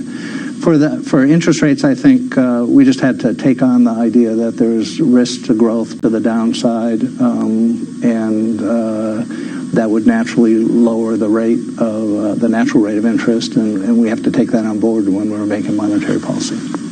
So, have you cut your growth forecast at this point? A lot of private forecasters have. We're in the middle of working on that. So, what do you think I should do? I think my base case is still that we'll do quite well in the U.S. economy for this year. I think the fundamentals are good, and I think the base case is that we can bring this virus under control. I understand that there's downside risk to that, and that's why I'm willing to adjust policy, and I think all options are on the table as far as that goes. But for this year, OECD came out with a growth forecast. I think they only marked the U.S. down 0.1. That was a group that was trying to get the whole global impact and model the whole thing and put it all together, and they came up with only 0.1 on U.S. growth as a base case. They also understand that there's downside risk, but I think that's probably the best way to think about it right now. First quarter tracking growth, IHS market still at 2.1%. So I'm not quite sure we're going to see as big an effect in the first quarter as maybe what people were previously thinking. So I think a lot depends on how the virus evolves here, so we're going to have to play this very carefully going forward. But for right now, sitting here right today, I'm still sticking to a pretty good base forecast for the U.S. economy. What about this criticism or fear concern that the Federal Reserve is using valuable interest rate cut ammo at a time when it may not be very effective. If the virus gets worse and people don't go out and shop, interest rate cuts can't change that. And in fact, if we look at China, what did they do to slow the virus? They took steps that slow the economy. They closed factories. They told people to stay home. If it gets bad in the U.S., won't that happen too? Why be cutting rates at a time when the cure for the virus is, in effect, to slow the economy, make people stay down home, make sure that these activities that connect us are not occurring, and then you're just throwing your rate cuts away, perhaps. I know a lot of people are saying this, but they're forgetting that there are longer-run strategic decisions that might be made based on lower rates. You might stimulate some investment that wouldn't otherwise be made on the margin. Households might decide to make a purchase that they wouldn't otherwise make from their home computer or something like that. So I really am not sure that you can just make this clean dichotomy and say there aren't any effects. People often say that about monetary policy. It rarely turns out to be true. So what about the bond market, Jim? I mean, did you ever think you'd see a 10-year note below 1%? Stocks have rebounded a bit today, but the 10-year is still at 0.9 and change. What's the signal here? What is that telling us? Well, I think markets have become worried about this morphing into a global pandemic, and there's a lot of flight to safety coming to the U.S., so that's, I think, a lion's share of what's going on here. Sitting here today, we're not quite sure how this is going to transpire in the U.S. and Europe in particular, and so we're going to have to wait and see how the virus progresses going forward. I think it's amateur hour for me as far as the medical part, but I do think a lot of the cases turn out to be more mild. That has happened in China, and that might happen, appears to be happening in the U.S. as far as what I can tell, but we'll just watch this very closely and encourage our public health officials to make a great response here. Are you worried about negative bond yields in the United States? Do you welcome them? And in fact, that leads me to part two of that question, maybe is the important part. If bond yields are so low, and if we're going to get negative bond yields, people are saying, particularly at the short end, why does the Fed need to cut rates? Yeah, so the market did our work for us already because most of the yield curve is very low anyway. So I think we're, like I said, I think we're moving the policy rate to an appropriate level given the downside risk that's out there, even though the baseline forecast is still for pretty good growth in the U.S. Inflation doesn't seem like anybody's front burner worry right now, does it? Especially with virus and this whole question of where we're going next on rates. But does it have an implication for inflation? Because we know this has been a big deal for the Fed and particularly for Chair Powell.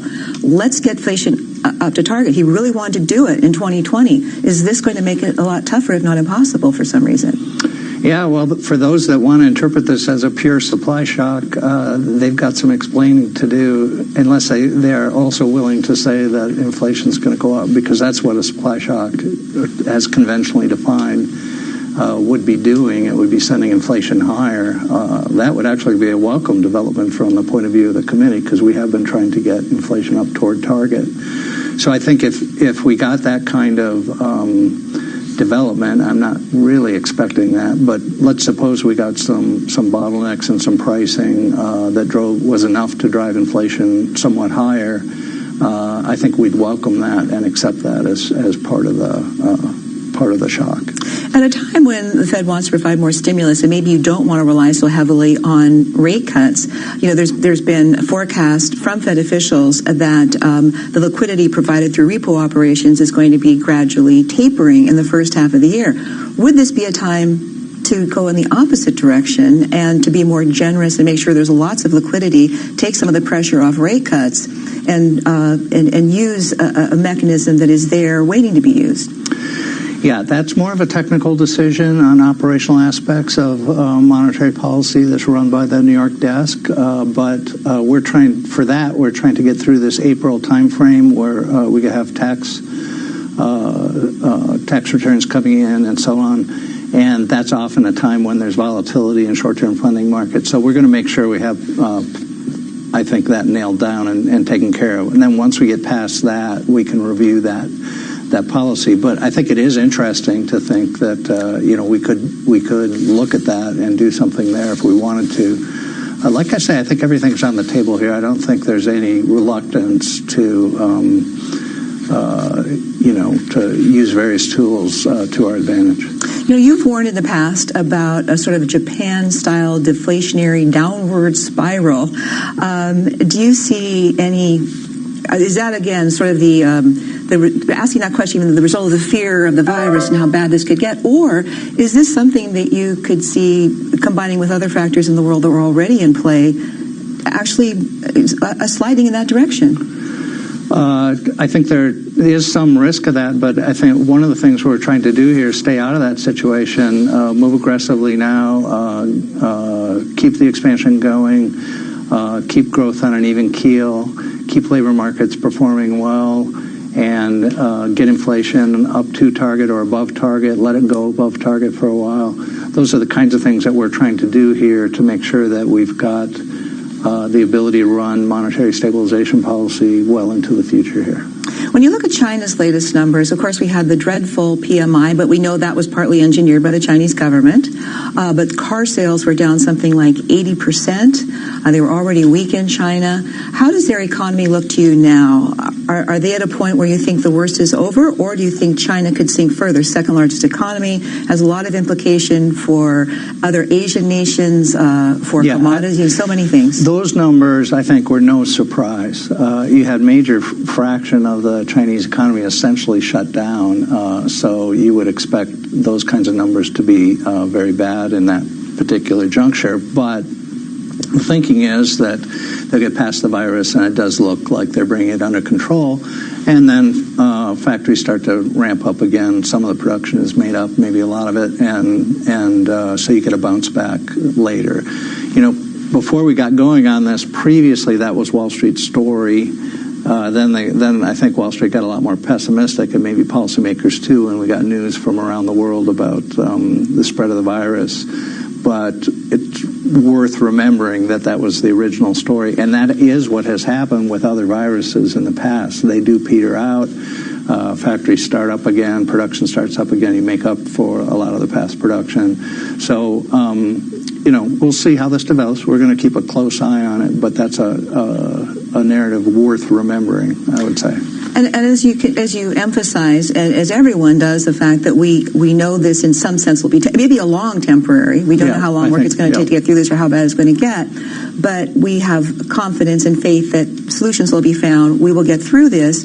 Could this, in a way, be a much worse version of the 1987 stock market crash? The Fed, the Greenspan Fed, saw the stock market go down so swiftly and so much, cut rates twice. It wasn't long before they were raising rates again. In other words, realized, the economy survived.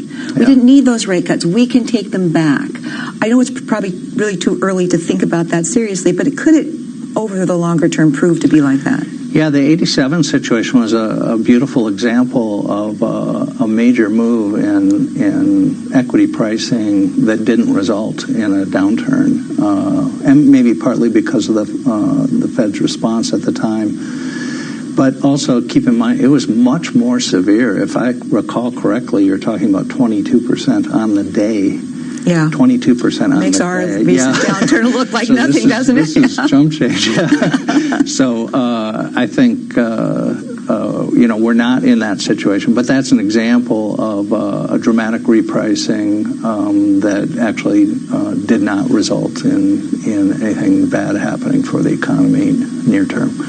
So I think another thing to keep in mind here on equity pricing is obviously there's a big run up from about October 1st or so of last year up until maybe mid-February. So it had gone up a lot.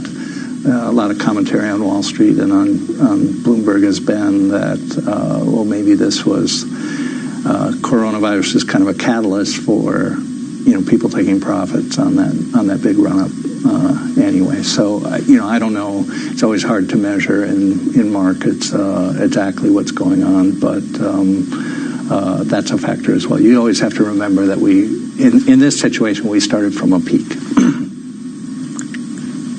And quite a peak it was. Mm-hmm. So as we look at some of the other factors here, Jim, I wonder, it just seems like conventional monetary policy is maybe just...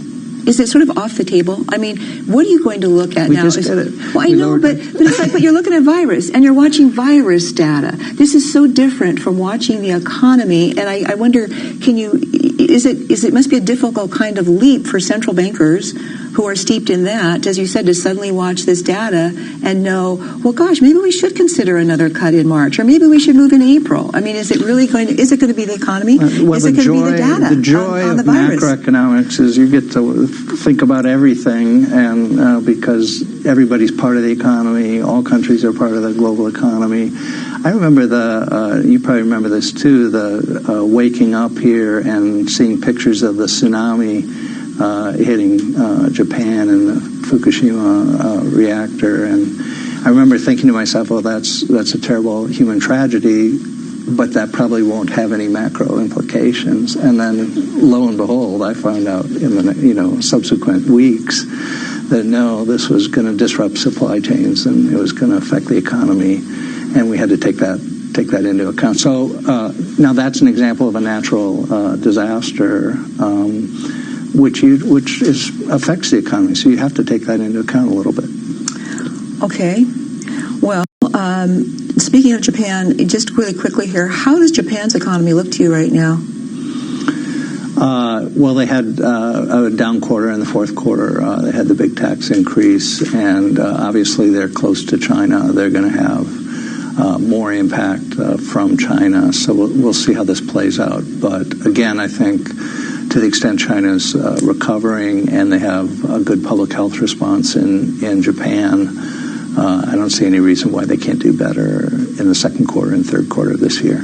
Yeah, well, at least the Olympic International Committee said today apparently that they're not yet considering postponing the Olympics.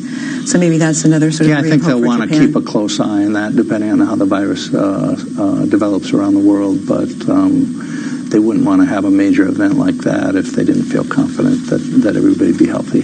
Yeah, well, I'd sure like to go. We'll see, though. We're going to continue. We're going to continue this conversation, looking at the coronavirus, looking at the Federal Reserve and how it's responding to this. Has so many implications for economic growth. And the problem is there's no big model that anybody can draw on to see. As I'm Kathleen Hayes, live at the Federal Reserve Bank of St. Louis with Jim Bullard on Bloomberg Radio.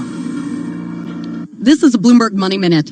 Stocks rebounding as investors are weighing the potential for more of a concerted effort by the world's largest economies to tackle the fallout from the coronavirus. The S&P rallying back as traders are looking to other top economies to follow the Federal Reserve's emergency rate cut. JP Morgan is testing a coronavirus plan for U.S. employees. Thousands of them are being asked to work from home. Bloomberg has learned that about 10% of the staff in consumer banking will work remotely.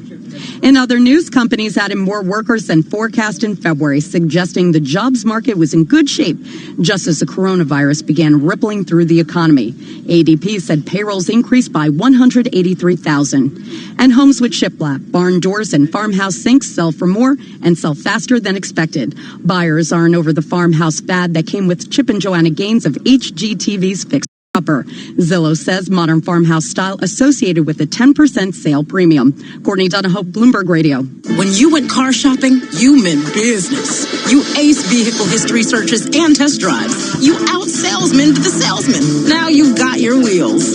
If you manage that, you can get your retirement plan on track. Visiting aceyourretirement.org can help. With 401k tips and smart saving strategies, you'll have the info you need to get more for your future. Go to aceyourretirement.org, because when it comes to speeding past financial challenges, you're an ace. Brought to you by AARP and the Ad Council.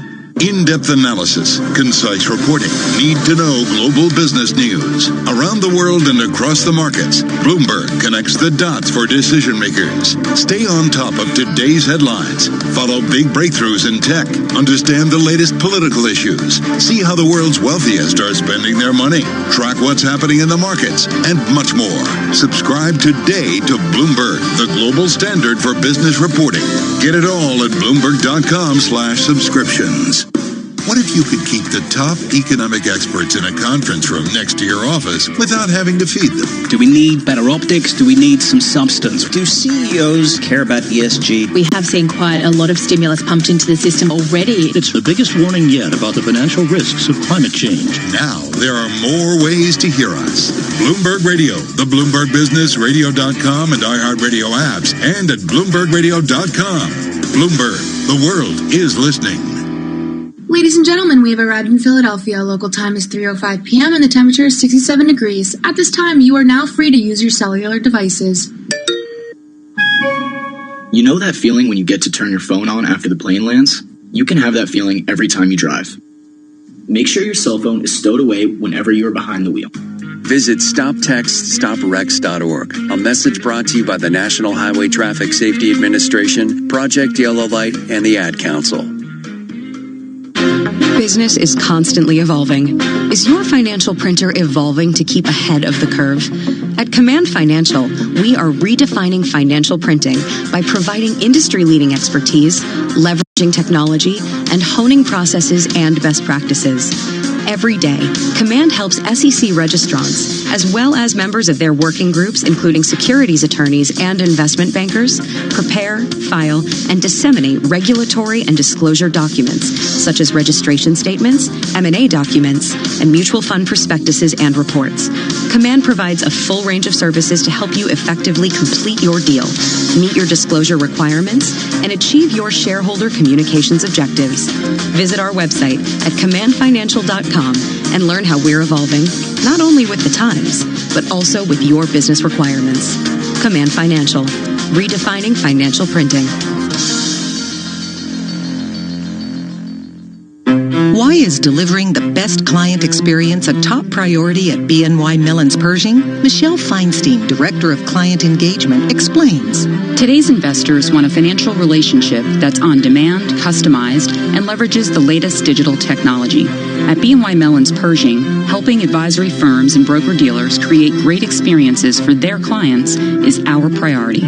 Through our integrated wealth experience, we give you a high-touch service, flexible technology choices, and expert insights, so you can deliver a highly personalized experience to your clients at every step, from onboarding to wealth planning, to performance analysis and more. And because we're part of BNY Mellon, you'll benefit from more than 230 years of strength and stability. At Pershing, we're personally invested in your success. Visit Pershing.com to learn more about Pershing's integrated wealth experience. Pershing LLC and Pershing Advisor Solutions LLC are both members of FINRA and SIPC. Hi, it's Olivia Munn with my shelter pets, Frankie and Chance. Say hi, guys. When I adopted them, I discovered that they both have incredible personalities. Chance's sole purpose in life is to love and to be loved. Frankie is a little bit of a scoundrel and always entertaining. They're a little bit of a lot of things, but they're all pure love. Adopt pure love at theshelterpetproject.org. Brought to you by the Ad Council, the Humane Society of the United States, and Maddie's Fund. Business is like a puzzle. Can you make a call given this swirl of data? Get all the pieces. They're getting mixed signals from governments. He's failed to gain traction. Bloomberg Radio, the Bloomberg Business, Radio.com and iHeartRadio apps, and BloombergRadio.com. Broadcasting live from the Bloomberg Interactive Brokers Studio in New York. Bloomberg 1130 to Washington, D.C. Bloomberg 99.1 to Boston. Bloomberg 106.1 to San Francisco. Bloomberg 960 to the country. Sirius XM Channel 119. And around the globe, the Bloomberg Business app and BloombergRadio.com. This is Bloomberg Markets. Coming up here on Bloomberg Markets, we have our own Kathleen Hayes interviewing more with St. Louis Fed President Jim Bullard, talking about the Fed's path forward after that 50 basis point emergency rate cut. Let's get a check, though, of the numbers. Greg Jarrett has that for us with the Bloomberg Business Flash. Greg. Well, Lisa, we're moving deeper into positive territory once again. Investors are looking at the outcome of the presidential primary Super Tuesday, and they're also looking at the potential for more of a concerted effort by the world's largest economies to tackle fallout from coronavirus. The dollar's up. John Norman, JP Morgan, head of cross-asset fundamental strategy, tells Bloomberg politics are playing a very big role in what's happening in the markets right now. I think there's a consensus view that as long as Sanders was leading in the polls, that the president's reelection was reassured. And so if you have anything that pushes Sanders further down the leaderboard, you get a bit of a relief rally. But at the same time, I think there's a wrong perception that Trump is better for the market than Biden. I actually think Biden with a Republican Senate is the best outcome for the market, because you get almost no change in domestic policies on the tax or the regulatory side. We check the markets every 15 minutes throughout the trading day on Bloomberg Radio. S&P 500 is up 1.9%, up 56. The Dow's up 2.3%, up 586. And the Nasdaq's up 1.7%, up 148. The 10-year's up 530 seconds with a yield of 0.9795. West Texas Intermediate crude's now down 0.2% at 47.10 per barrel, while COMEX gold's down 0.2% at 16.4120 an ounce. The dollar yen stands at 107.51. The euro's $1.1124, and the British pound $1.2807. That is a Bloomberg Business Flash. I'm Greg Jarrett. I'm Kathleen Hayes, live at the Federal Reserve Bank of St. Louis with President Jim Bullard. So, Jim, there's a lot of talk in the U.S. and around the world about fiscal action now. This is necessary. It seems obvious to people, but is this something that central banks can rely on? Is there any sense of if fiscal action is undertaken, what would be most helpful right now? Yeah, when people refer to this, I think they're too broad. There are many things get lumped under the rubric of fiscal action, so it's not always clear what people really mean. And it would be a different situation for different countries as far as what they could do and how fast they can move. You're talking about a situation that is extremely fluid here, and you're probably talking weeks and months here. A lot of political processes are very cumbersome and very slow, and then by the time you implement something, you're past the shock. So I think those are some of the considerations around lumping everything into fiscal action. I think the number one thing we can do here is have an outstanding public health response in all countries, but we're most concerned here about the U.S. And as I said before, I think that public health response isn't always as visible as we'd like it to be, because it's there's many different layers. There's a federal layer and a state layer and a local layer and an individual layer. And I think because we've been able to communicate, we got some knowledge about the virus from China and how it behaves, and that's enabling us to respond appropriately and hopefully bring this under control rapidly. Well, something that we're more familiar with, that's the jobs report. Big jobs report coming out this Friday. Do you expect to see, presumably it's way too early to see any implications of the coronavirus on U.S. jobs, or is it? I'm not expecting any, and the commentary doesn't seem to be expecting any. ADP came out today, I guess, with a surprise to the upside. It's a very good labor market, so I'd expect a good number. Sometimes February has some seasonal effects. That's my vague recollection over the years, so we might see a little bit of that. But I think at the time this was taken, the labor markets are probably doing pretty well.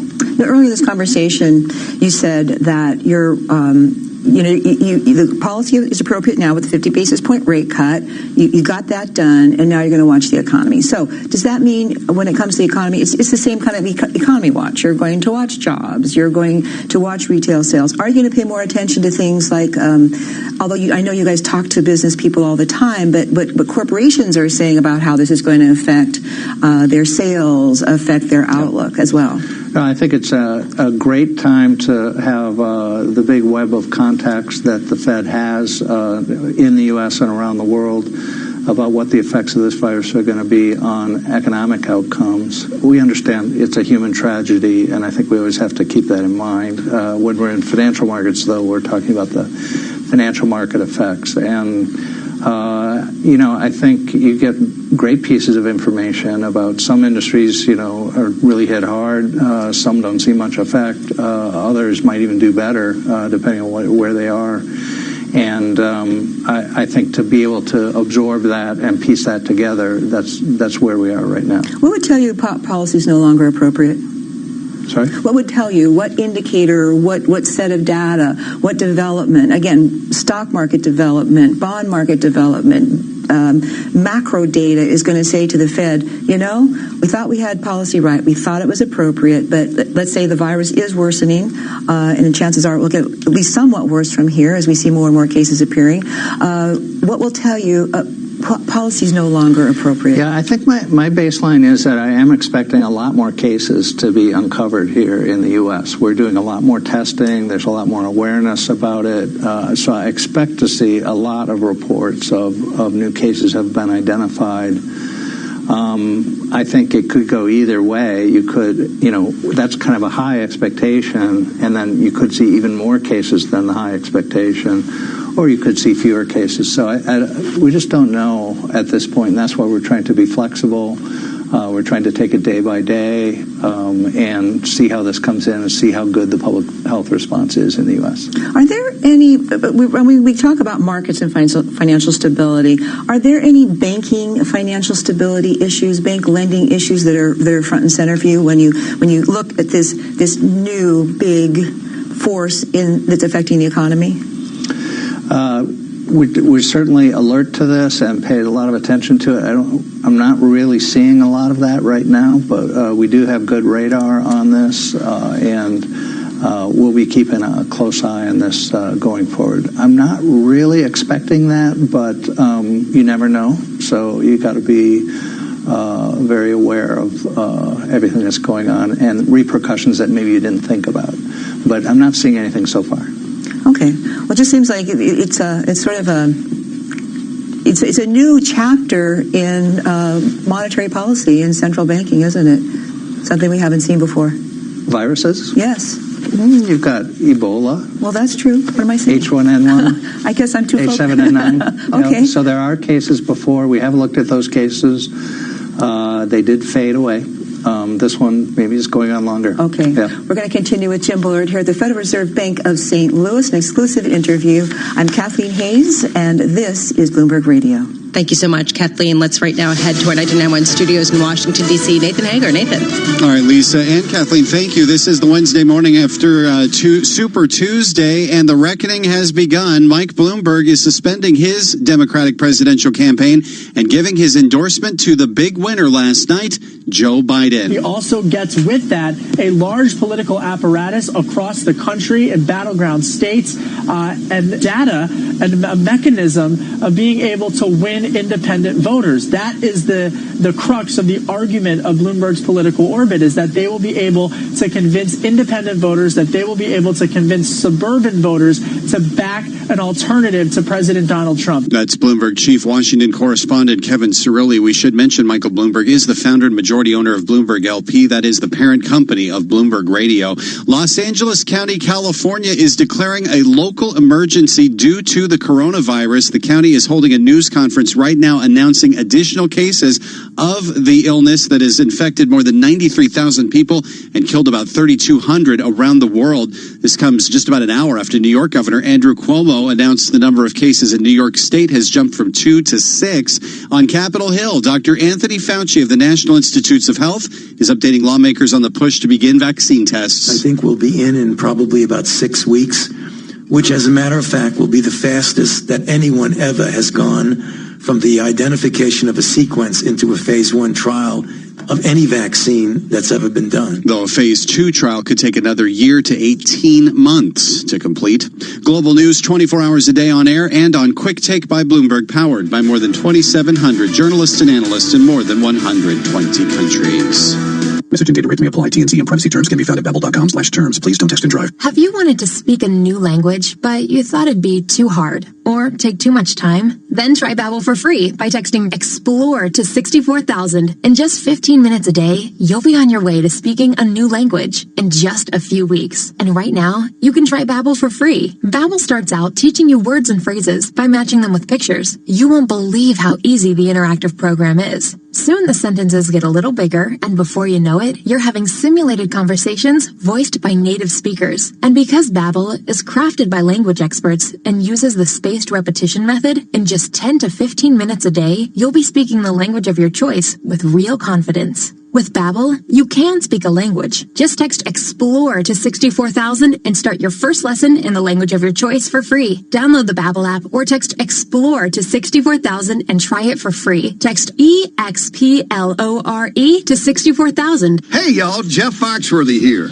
Now, if you've ever found yourself repeating the same thing over and over for 75 years, you might be Smokey Bear. Only you can prevent wildfires. That's why I'm filling in for Smokey to switch things up, because there's a lot more to say. And I should know because my grandfather was a firefighter. And one of the things he taught me is that the people that love the outdoors the most are often the ones accidentally starting wildfires, which means always BYOB. No, bring your own bucket to the campfire.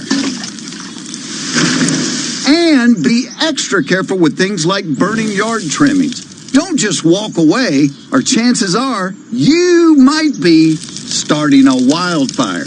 So for the love of the outdoors, go to SmokeyBear.com to learn more about wildfire prevention. Brought to you by the U.S. Forest Service, your state forester, and the Ad Council. Hello, you lot. It's Sean from Tyneside News. It's been proper electric in my shop today because tonight it's a quadruple rollover. So I've cranked up the tunes. Loggy dip, please, Shawnee.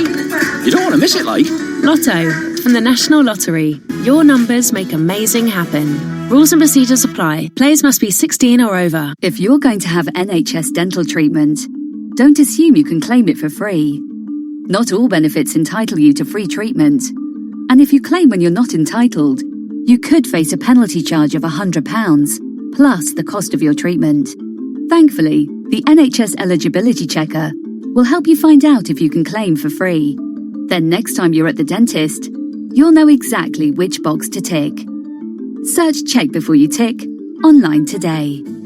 The famous five were discussing their next adventure to Cardiff. Let's visit the Millennium Centre, said Dick. The National Museum, added Julian. The castle, cried Anne. Dick jumped up. We'd better leave now. Cardiff's so far away. Relax, said George. It's faster than you think by train. Anyway, we can't go yet. You're still in your pyjamas. London to Cardiff in as little as 1 hour 42 minutes. So adventures are closer than you think. Great Western Railway. Adventures start here. Fastest train from Paddington to Cardiff Central. Terms and conditions apply. Fill the trolley with your favourite brands on rollback at Asda. A 38-pack of Fairy Non-Bio capsules was £8.50, now £5.75. A Lenore Gold fabric conditioner was £4, now £2.50. Big brands, small prices. Don't compromise. Asda. Save money, live better. Selected stores subject to availability. Lenore 1.925 litres, ends 18th of March. What are you thinking about right now? Well, if you're not thinking about owning a stylish and sophisticated SUV, then this ad will be of absolutely no interest. Nothing. Nada. 0% interest, in fact. But that's exactly what SEAT are offering. 0% APR across our entire SUV range until the 17th of March. So for just £249 deposit and £249 per month, you could drive away an award-winning SEAT Arona. Which, if you think about it, is interesting. Visit seat.co.uk. With Solutions Personal Contract Plan based on Arona SE technology on 48-month, 10,000 mile per annum agreement with £7,008 optional final payment. Stock vehicles only. Minimum 10% deposit on Taraco. Indemnities may be required. SEAT Financial Services.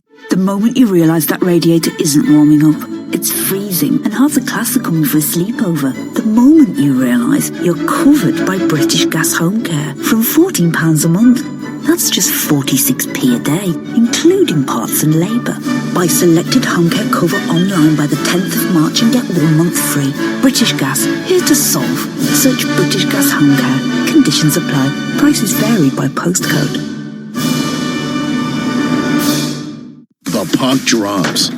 12 players face off to win. The suspense is pure torture, but you wouldn't miss this for the world. TuneIn brings you every minute of the NHL season. Listen live to hockey when it matters most on TuneIn. You love TuneIn for live breaking news from CNN, MSNBC, Fox, CNBC, and more. But when you can't catch your favorite show as it airs, it might just be a click away as a podcast. Search your favorite news station to explore all the on-demand news shows on TuneIn. Did you know your favorite radio stations are in your pocket? Yes, the TuneIn app lets you listen to the same radio stations you pick up on your home or car radio anywhere you want. To see all the stations broadcasting in your area, find the local radio section on the home screen. Keep it local with TuneIn. When you're not listening to your team, take it to the end zone, the rim, or the net. Keep up with the biggest moments in sports by following TuneIn on social media. Block, Cook into the end zone for the touchdown. From reminders of the live top games to tips of the best sports stations and podcasts. Welcome to Undisputed. We are live from Los Angeles. I'm Jenny Taft here with Skip Follow at TuneIn on Facebook, Twitter, and Instagram to get the most out of TuneIn. Ah, finally another commercial, said no one ever. Visit TuneIn.com/premium to upgrade now and get over 45 commercial-free music stations.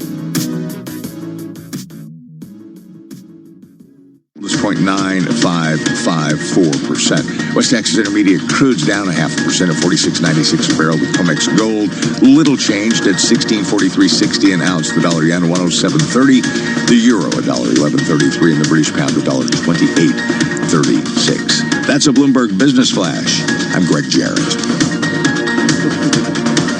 I'm Kathleen Hayes, live at the Federal Reserve. I'm Kathleen Hayes, live at the Federal Reserve at the Bank of St. Louis with its president, Jim Bullard. We've had a nice, long conversation. Jim, I want to thank you for taking time on a special day here at the St. Louis Fed. It's the Homer Jones Memorial Lecture. It's an event you hold every year. This year, honoring John Cochran. He's a senior fellow at the Hoover Institution at Stanford University. And I want to bring this up, first of all, to highlight, and that's why I'm here, because I come out every year for Homer Jones, but also this sense of where monetary policy is and where it's going. Just in a nutshell, who was Homer Jones and why was he so important, not only to the Federal Reserve Bank of St. Louis, but to the Federal Reserve System in general? He started here, in 1958? Yes, he did. He was Milton Friedman's teacher when Milton was an undergrad, and he encouraged Milton to go to graduate school, and they were fast friends through their whole careers. And much later, Milton Friedman was at Chicago, and Homer Jones came here as the research director. But the main thing about Homer Jones is that he was the first research director to have the bank do academic-style research at that time of a lot of monetary-based stuff. And then that model was copied all across the Federal Reserve System and, in fact, all across central banks worldwide. So he was kind of the leader in that kind of analysis, which is so important for central banking today. Before, was it mostly just data collection and things like that by Federal Reserve banks? He loved data, that's for sure. And but then they got into statistical analysis, econometric analysis, and then they kind of took off from there, theories, all kinds of things. So it certainly mushroomed and then spread across all central banks. Well, what do you think Homer Jones would make of where the Federal Reserve is now, or what? And I guess the same question to you. I mean, a lot of people feel that the Fed has taken on too much. The Fed does not want to. Some of the common criticisms or ideas. The Federal Reserve can't let stock markets correct. Federal Reserve can't let recessions happen. Some people, I would argue, recessions are necessary in economies. They happen. They wash out excesses. And in fact, that what we're seeing now, to a certain extent, is keeping emergency policies in place for too long. Ultra low interest rates and bond purchases. Yeah. What do you make of that criticism, that thought? You know, one thing is that Homer Jones was a professor during the 1930s, and Friedman was a student during the 30s, and they would say, I think, that zero interest rates are a sign of tight monetary policy, not a sign of easy monetary policy, and they would emphasize quantity measures of money, and there's a whole long literature about that.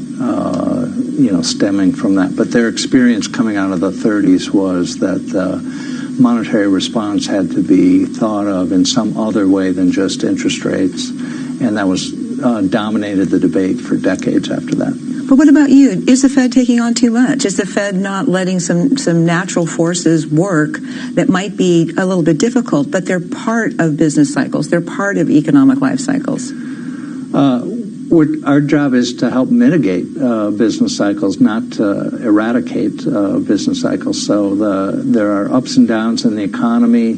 If you run a good monetary policy, you sort of smooth that out over time. You get less lower highs and higher lows, I guess is what you'd say. And that's a good outcome for the economy. And but still, things are happening, changes happening, innovations happening, disruptions happening. All those things are natural to the economy. And you do want to let those things occur and let the transactions occur through markets, but you want to try to smooth it out as best you can.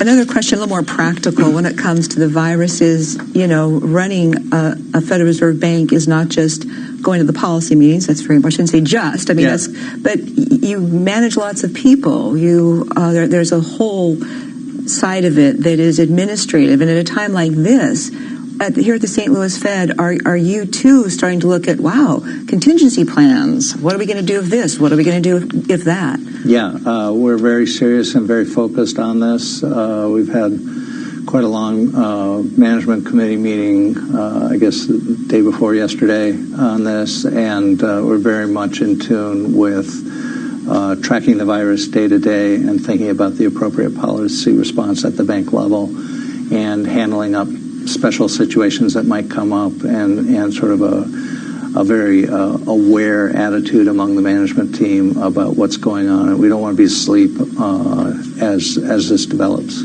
I wonder if we should expect some kind of system-wide, like a Federal Reserve sort of policy on how to deal with the workplace, how to deal with working at home and all those kinds of things. Yeah, I think one size fits all often doesn't work that well. You've got different parts of the Fed in different cities. They've got different challenges in different places. So I think you do want to coordinate, but you also want to tailor the decisions to the particular area that you're in and the threat level and the risks that you're taking in that particular area. And a lot of the banks, are special business-wise. The banks are specialized in certain areas, and so different banks have different businesses that they are handling and running for the Federal Reserve, and so those have different requirements about from a management perspective. But I would appreciate corporates that are going through this and other entities that are going through this. I mean, you really have to be on your toes and you have to manage very carefully because there are a lot of considerations about exactly how to handle things, and risks are evolving. And I've talked to business contacts and they're doing exactly the same thing. They're having meetings. They're thinking about, well, what about this? What about that? What are the trade-offs? How can we play this to our best given the situation? Well, Jim, you've spent a nice long hour with us talking about so many aspects of this, what it means for the Fed, saying policy is appropriate now after that 50 basis point rate cut, but also acknowledging that the Fed, like everyone else, is tracking the data day by day very closely. And this is clearly the driving force right now, it seems, for so many central bank decisions, for so many business decisions, for personal decisions, people getting on planes and traveling, all the things that we have to make decisions about every day. So we thank you very much for sharing your time here on Bloomberg Radio. I always look forward to coming out to the Homer Jones Memorial Lecture. John Cochran is a worthy recipient from Hoover Institute doing so much work on I'm sure he'll be a lively policy. Speaker. He always has lots to say. He certainly does. So we're going to continue, of course, on Bloomberg Radio. We've been covering Super Tuesday. Apparently that was something else that gave the stock market a boost today, and watching the economy and just getting ready to share with everyone.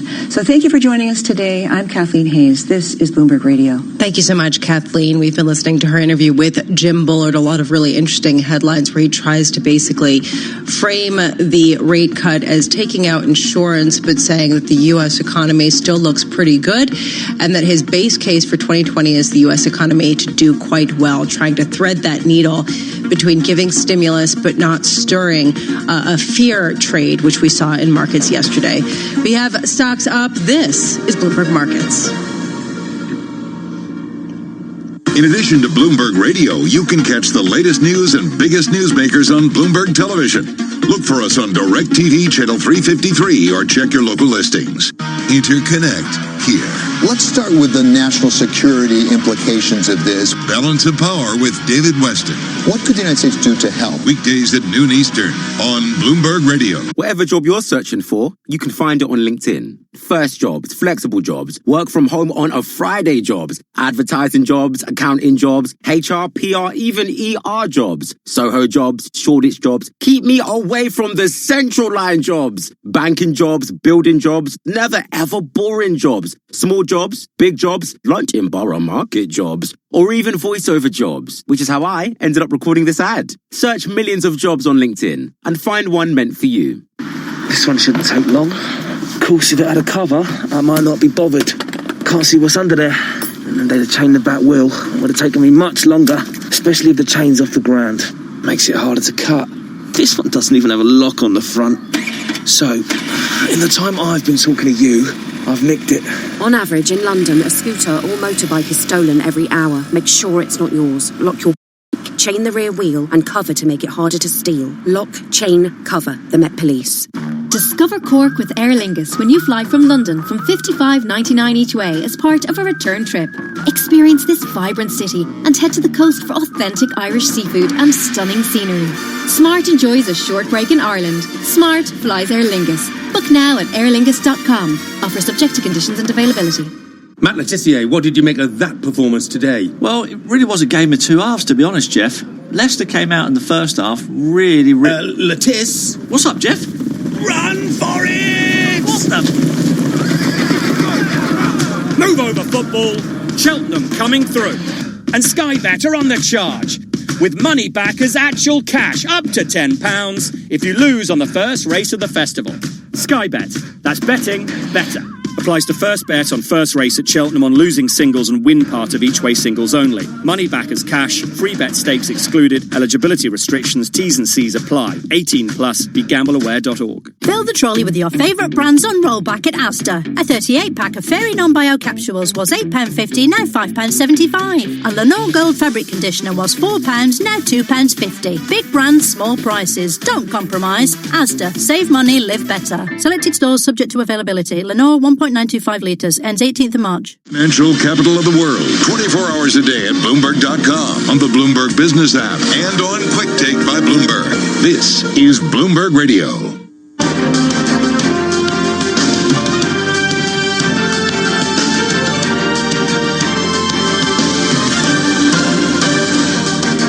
From Bloomberg World Headquarters in New York to our TV and radio audiences worldwide, I'm David Weston. Welcome to Balance of Power, where the world of politics meets the world of business. On a special edition of Balance of Power, we start today with a one-on-one conversation with Larry Culp. He, of course, is chairman and CEO of GE. So welcome, Larry. Really great to have you here. Thank you, David. So you had a big investor call this morning, and we've heard some of it. You didn't make really fundamental changes in your forecast, but for Q1, first quarter, you did say you're going to get hit by the coronavirus some.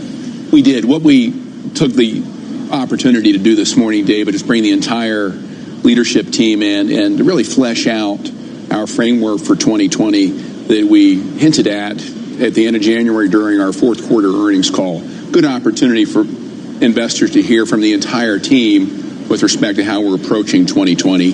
Basically, what we said was that we're reaffirming our low single-digit organic growth guidance for the year. We see margin expansion somewhere in the 0 to 75 basis point range. And we think we're going to see $2 to $4 billion of free cash, which is a nice uptick from where we were a year ago. We also highlighted that guidance incorporates what we're seeing in the wake of COVID-19 or the coronavirus here in the first quarter. But we really didn't take a view with respect to the rest of the year, simply because what we don't know more than outweighs what we do know. But what we do know relative to the first quarter is we're going to see roughly $300 to $500 million of free cash headwind, probably $200 to $300 million of operating profit pressure because of the effects of the coronavirus, principally in our aviation and to a lesser degree our healthcare businesses. So I certainly understand and respect the fact you can't look into the second quarter. I mean, the scientists can't tell us right now where this thing is going. We don't know. At the same time, if you kept the basic structure for 2020, does that suggest that you do believe we will get through this in the course of 2020, whether it's in the second quarter or some other time? Do you think this will not have a lasting, permanent effect on GE's business or the economy overall? Well, again, I think what we don't know outweighs what we do know. But that said, I think our view is that this in all likelihood will be temporary, but that doesn't mean it's going to disappear tomorrow. So we didn't want to take a view with respect to the rest of the year in that regard. we're going to run our business accordingly, making sure we're first and foremost focused on the health and well-being of our team, be it our team in China and now our team around the world, working as closely as we possibly can on a day-to-day basis with customers and suppliers as we tend to their needs and ramp our own production and work with our suppliers to keep pace. So we know that we have this near-term pressure largely because of top-line changes. We've seen air traffic come down materially in the Asia-Pac region, certainly seeing pressure as well with procedures being off, impacting our healthcare business. How this plays out over the rest of 2020, we'll see. But I think our view is that hopefully we will look at in the rearview mirror relative to the coronavirus effect as we get into the later part of this year and into 21. So we always want to say this is first and foremost a human tragedy. We want to recognize the fact there are a lot of people being affected around the world, including your employees at GE. At the same time, there are economic effects. You mentioned the aviation effect as being one of the big drivers of taking down some of the free cash flow as well as profitability in the first quarter. How much of that is because of aviation, and more specifically, how much of it is because of services and parts as opposed to really new orders? Well, first off, there's no question this has been a tragedy of significant proportion. David, I've been particularly proud of our team in China. We have a large installed base of equipment in our healthcare business there. Our CT scanners are very much an important part of the first line of defense on the part of our healthcare provider customers. So our service technicians and engineers are in those hospitals in Wuhan and elsewhere, really around the clock, supporting the efforts to contain the virus. In turn, our factories were open throughout the Chinese New Year, really running 24/7 to keep pace with the additional demand. So there's no doubt that we have seen this up close, and I'm pleased that we've been a part of the solution. In terms of the impact, again, it really is very much a function of reduced flights. A good bit of our aftermarket business is driven by how many hours a plane will be in the air, and as we've seen in China and throughout the region, as those hours have come down, that's put the financial pressure on the business. As you suggest, you've got a fair amount of presence in China. We're all trying to figure out, the entire world's trying to figure out what comes next. How fast do we bounce back? Have you learned anything from your experience in China, because they obviously are ahead of the rest of the world on that, about how fast we can come back with our plants, with employees, with getting back to work? Well, we're getting back to work in China, and I'm encouraged by what we have seen in that regard.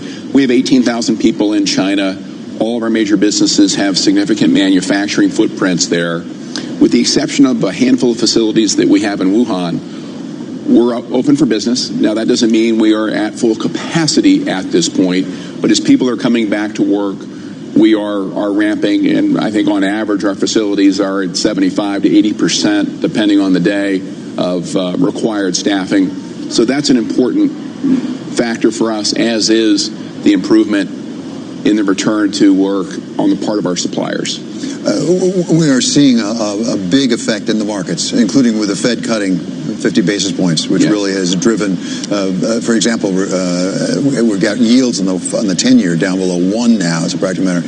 How does that affect your business? Because you've got things like pension liabilities, you've got some insurance liabilities, and interest rates do affect your business. Does that require you to reset where you are in 2020? Right.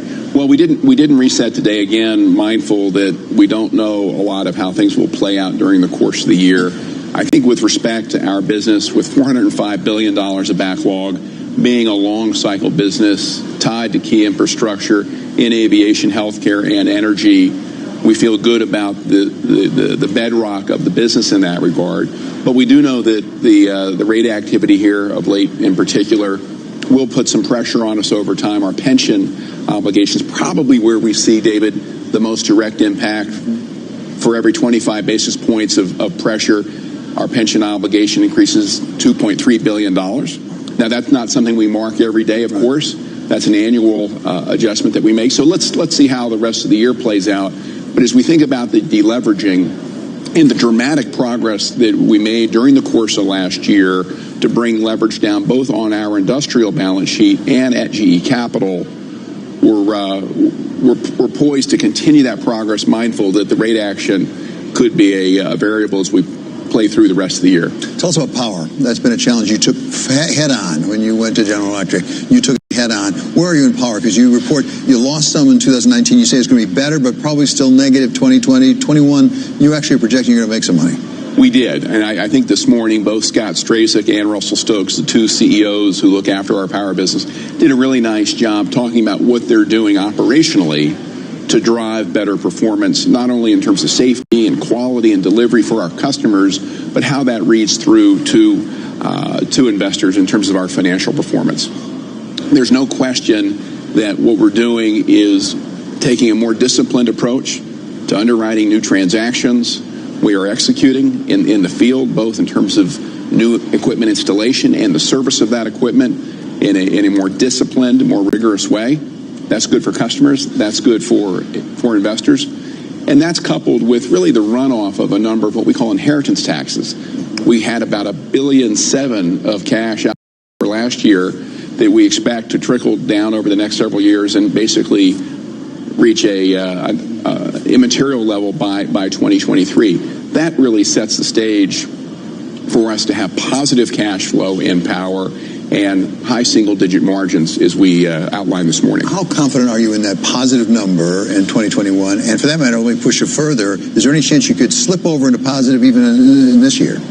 Well, I don't think we would have put it on the slides this morning, David, if we weren't confident. So you're pretty confident? But we have work to do. It is not in any way a gimme at this point, but I do have a lot of conviction, as do Scott and Russell, that they and the teams can get that done. Might we get there early? Let's see how the year plays out. Okay, fair enough. I don't want to let you go without talking about the passing of a legend, not just a GE legend, but a corporate legend more generally. Jack Welch passed away this week.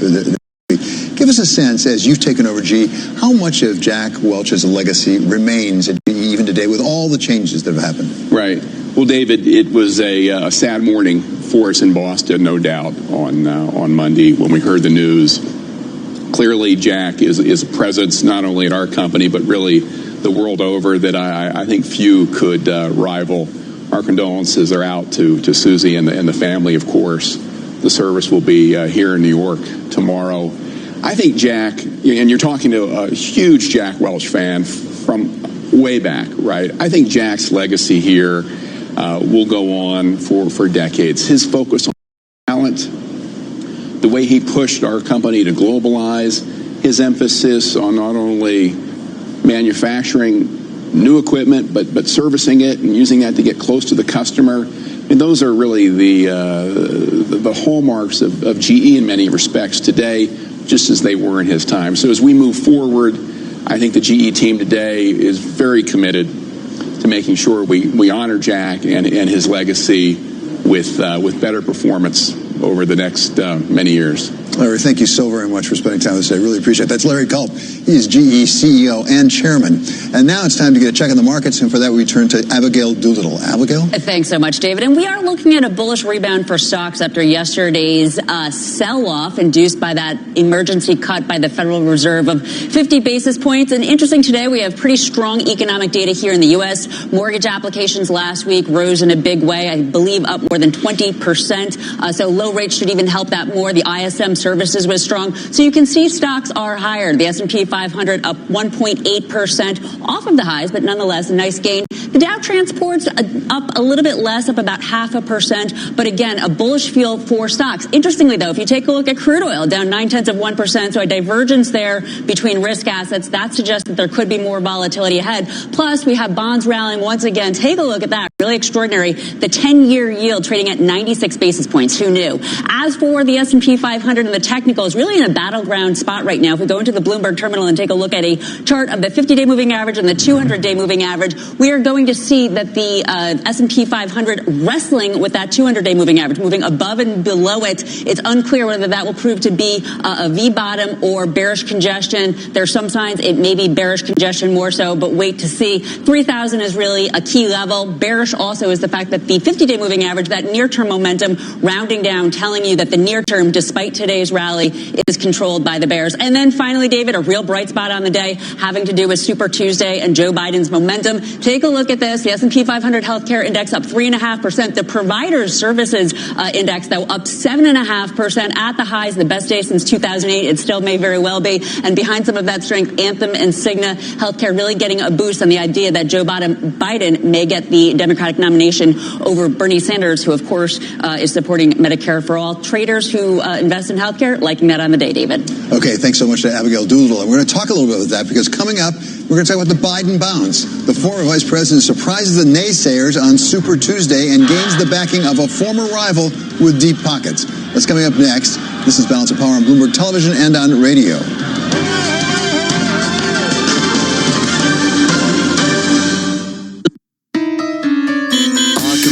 Fund my car from a Mini to a Jaguar. Feel good car buying from findandfundmycar.com is the place where you can find quality used cars from trusted dealers rated by you and where you can fund your car with finance to fit your budget. It's feel good car buying all in one place. Shouldn't be a carry on, choose findandfundmycar.com. Now is the chance to give probably the biggest gift of your life.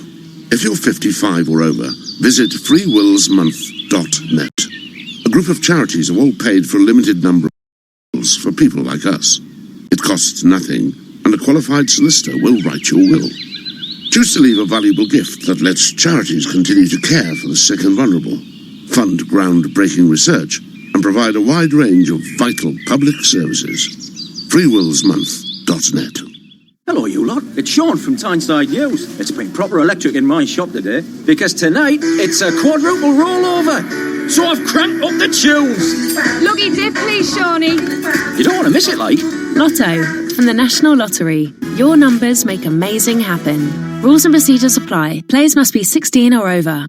Mother's Day is coming up, so head to your local Asda in London. We've got selected extra special hand-finished cakes, served 6 for just £1.85 each. Thoughtful treats, unforgettable prices. Don't compromise. Asda. Save money, live better. Selected stores subject to availability.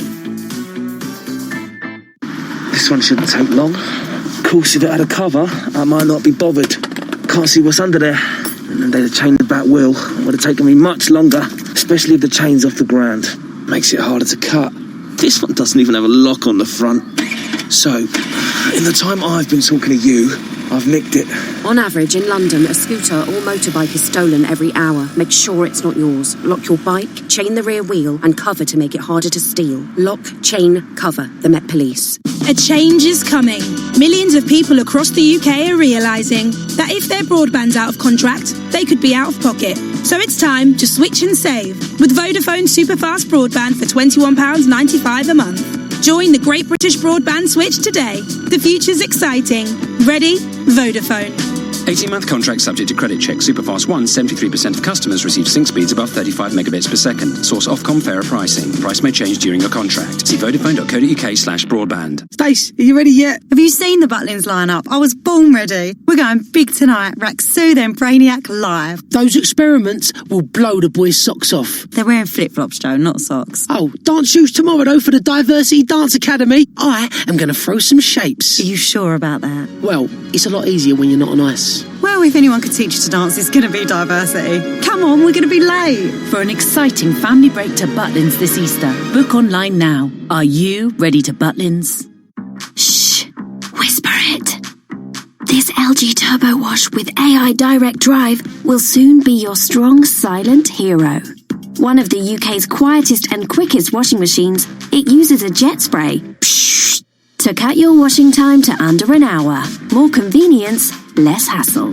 And with all LG appliances, you can save up to £100 when you trade in your old one. Heroes of the home at Curry's PC World. Full terms at curries.co.uk. Switch to Sky Broadband Superfast. It's so reliable, we'll guarantee your speeds or money back. And for a short time only, it's just £25 a month for 18 months with a $19.95 setup fee. So stay connected with super reliable, super fast broadband at a super low price. Switch or recontract today. Search sky.com. Offer ends 12th of March. Prices may change during this period. Includes Sky Pay As You Talk. Sky Fibre areas only. Speeds vary by location. 1 month subscription refund if speeds drop below minimum download speed for 3 consecutive days. Claim twice in minimum term after first 14 days. See sky.com/guarantee. Sofas. At DFS, they go through tough quality tests to make sure they're ready for whatever home life throws at them. Like this big sit test, the equivalent of sitting down on a sofa over 96,000 times. And with up to half price savings on our spring collection and extra early bird savings on selected sofas, you know they will pass the value for money test too. Can I stop yet? DFS, making every day more comfortable. The moment you realise that radiator isn't warming up, it's freezing and half the class are coming for a sleepover. The moment you realise you're covered by British Gas Home Care from £14 a month. That's just 46p a day, including parts and labour. Buy selected home care cover online by the 10th of March and get 1 month free. British Gas, here to solve. Search British Gas Home Care. Conditions apply. Prices vary by postcode. You love TuneIn for live breaking news from CNN, MSNBC, Fox, CNBC, and more. But when you can't catch your favorite show as it airs, it might just be a click away as a podcast. Search your favorite news station to explore all the on-demand news shows on TuneIn. That she was going to stay in throughout, but recently there may be a new email. We were given an email that was circulating internally that said they're going to announce shortly that Elizabeth is talking to the team to assess the path forward. So it doesn't say she's getting out. Also doesn't say emphatically she's staying. Well, she's getting phone calls from everybody from the progressive left right now saying, you've got to get out of this race. You've got to rally around Bernie. It's a two-man race, and ideologically, they don't want to lose this to the establishment. And it'll put the progressive wing of the party behind the 8 ball for a long time if they're not able to make this work. And she's the biggest obstacle to making that happen. So put on your red jersey for a moment and play for the other side. If you're Donald Trump or you're his campaign staff, how are you looking at this race on the Democratic side? Do you have a favorite? Would you rather it go one way or another? Well, they had a shockwave come to the Republican Party headquarters last night, and that was the enormous outpouring of support that Joe Biden got in the suburban community, mostly with suburban white voters. This is a soft underbelly to the Trump campaign. They had those voters when they beat Hillary Clinton. They lost them in the midterm. They've been struggling to find a message that can get them back, and Joe Biden saw them come en masse that fueled his election victory last night. So at the same time, we've got critical states, northern Midwest states, Wisconsin, Michigan, Pennsylvania, we've talked about all along. We've not heard from yet. We'll hear from Michigan actually next Tuesday. We'll hear from Michigan next week. We've got a couple of southern states, Missouri and Mississippi. Washington State will come in next week. So you got an interesting grab bag of states. And then 1 week later, you've got Arizona, Florida, Illinois, and Ohio. All 4 of those are important general election states, and so I think the next 2 weeks will probably define what happens in this election. So let me pick on you on Arizona, because you know that state so terribly well, having spent so many times in so many campaigns. Terribly may be the right term. No. Really, really well. You spent so much time there with John McCain in various races, actually, in Arizona. War game Arizona in the general. Is there a chance that could go for the Democrats? Sure. I mean, Arizona is the classic sort of purple state right now. I mean, you had an influx of Hispanic voters. They now are over 20% of the voting age population.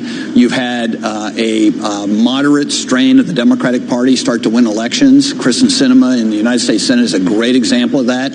And they have a very strong prospect to compete against the Republican senator from Arizona right now. So it looks like a challenge. Donald Trump only won Arizona by 4% last time, when John McCain, who was also on the ballot in 2016, won it by 14%. So Trump has been underperforming that Republican ballot in Arizona quite a while. Obviously, his relationship with John McCain doesn't help the fact that, he needs to get those votes in Arizona. And right now, I'd say they're up for grabs, and those McCain votes may decide which way Arizona goes. So finally, let me ask you the question that's unanswerable: coronavirus, how it's likely to affect the political campaign. We talked about it a lot last night. If you were to guess right now, given the way it's developing, which way does it cut?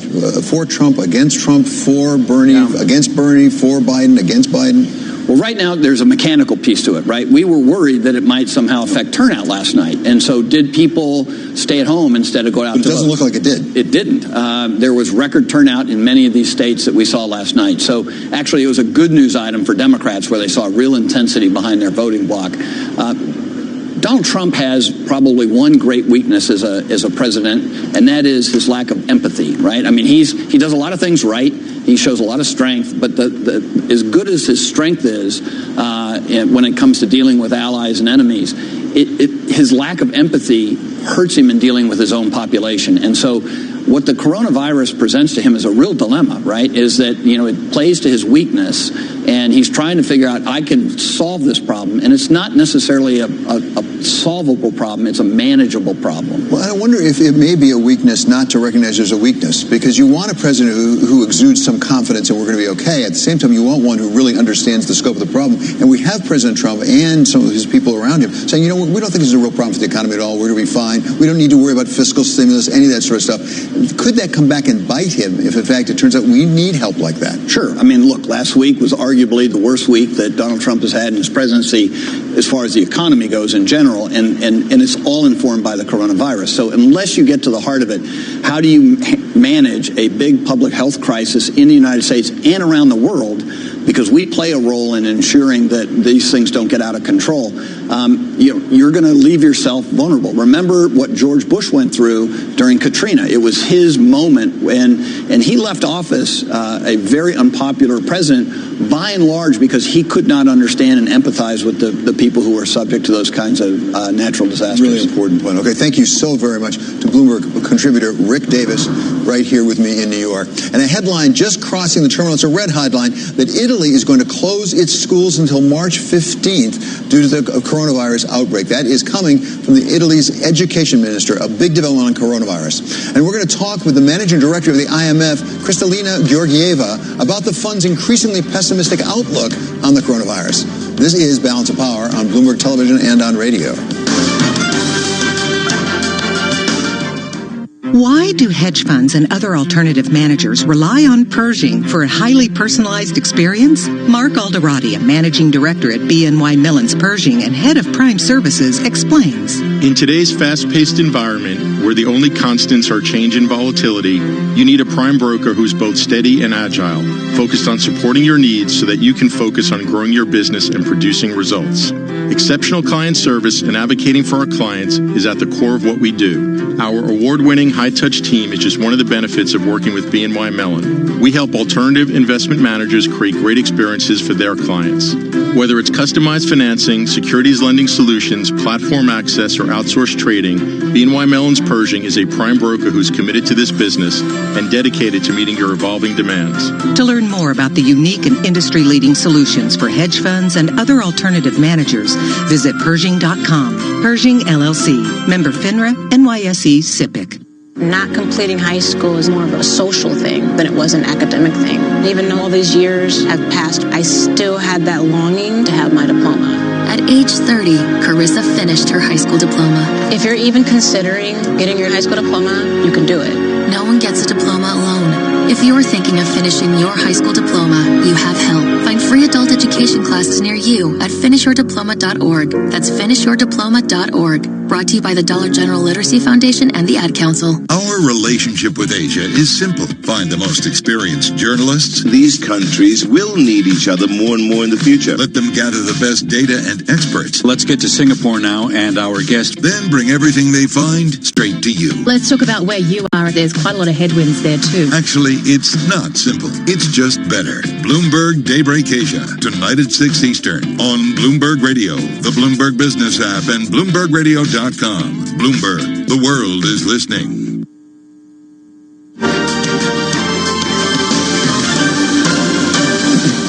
This is Balance of Power on Bloomberg Television and Radio. I'm David Weston. It is time now for the stock of the hour.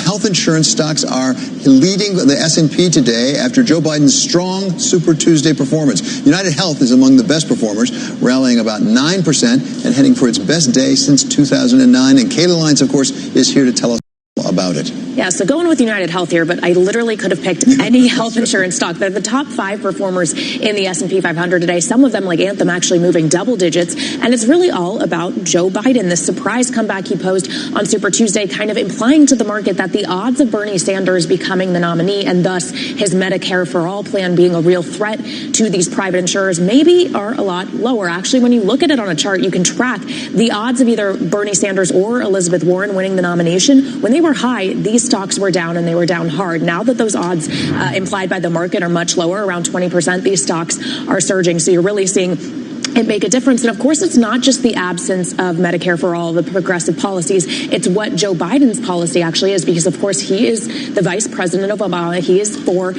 reforming and adjusting the Affordable Care Act, and for health insurers like United Health that actually are really tied to government programs, that could be a boon. United Health, yes, gets a lot of its money from private premiums, about 44% of its revenue, but 33% of its revenue comes from Medicare and Medicaid premiums, so it could get a boon from that. And that raises the question, and we're way ahead of ourselves, it could still be Bernie Sanders running for president, no question about it. But if it were to be Joe Biden against Donald Trump, which would the health providers like more? Because Joe Biden does want an expanded Obamacare, whereas it's not that clear President Trump's a big fan. Well, that's a good question. I think you can extend that question to the broader markets as well. Like, yes, the market seems today to like the fact that it may be more likely Biden than Sanders, but Trump as a second-term president wouldn't be too bad for the markets either. At least that's what's thought. Okay, thank you so very much to Bloomberg's Kaylee Lyons. Up next, the head of the IMF is here to take us through their latest estimates on the fallout from the coronavirus. This is Balance of Power on Bloomberg Television and on radio. This is a Bloomberg Money Minute. U.S. stocks are climbing as investors believe global central banks will price in more interest rate cuts to offset the economic fallout from the coronavirus. The Dow is up 526 points, or 2%. S&P up 51 points. The Nasdaq up 127. Employers were still hiring last month. ADP estimates private firms added 183 workers to their payrolls in February. The construction industry added workers last month, but most new positions were in the service sector. And corporate America continues to deal with the coronavirus fallout. GE says the virus could cut up to $300 million from first quarter operating profit, and Amazon is limiting non-essential domestic travel, and JP Morgan Chase has thousands of U.S. employees working from home. Donna Wilson, Bloomberg Radio. Message and data rates may apply. T&C and privacy terms can be found at babbel.com/terms. Please don't text and drive. Have you wanted to speak a new language, but you thought it'd be too hard or take too much time? Then try Babbel for free by texting EXPLORE to 64,000. In just 15 minutes a day, you'll be on your way to speaking a new language in just a few weeks. And right now, you can try Babbel for free. Babbel starts out teaching you words and phrases by matching them with pictures. You won't believe how easy the interactive program is. Soon the sentences get a little bigger, and before you know it, you're having simulated conversations voiced by native speakers. And because Babbel is crafted by language experts and uses the spaced repetition method, in just 10 to 15 minutes a day, you'll be speaking the language of your choice with real confidence. With Babbel, you can speak a language. Just text EXPLORE to 64,000 and start your first lesson in the language of your choice for free. Download the Babbel app or text EXPLORE to 64,000 and try it for free. Text EXPLORE to 64,000. You're fierce. You take care of business and don't hold back. Taking care of your health shouldn't be any different. You know when something's off. Don't ignore symptoms like fatigue, joint pain, and rashes. Listen to your body. It could be lupus. We're here to help you take control. Learn how at BeFierceTakeControl.org.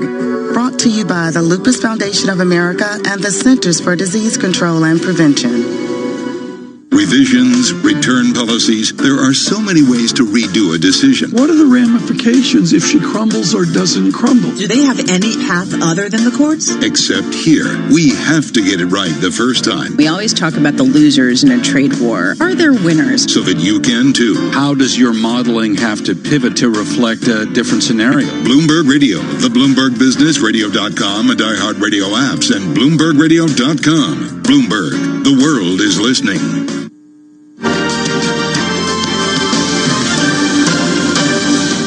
From New York, this is Balance of Power on Bloomberg Television and on radio. I'm David Weston.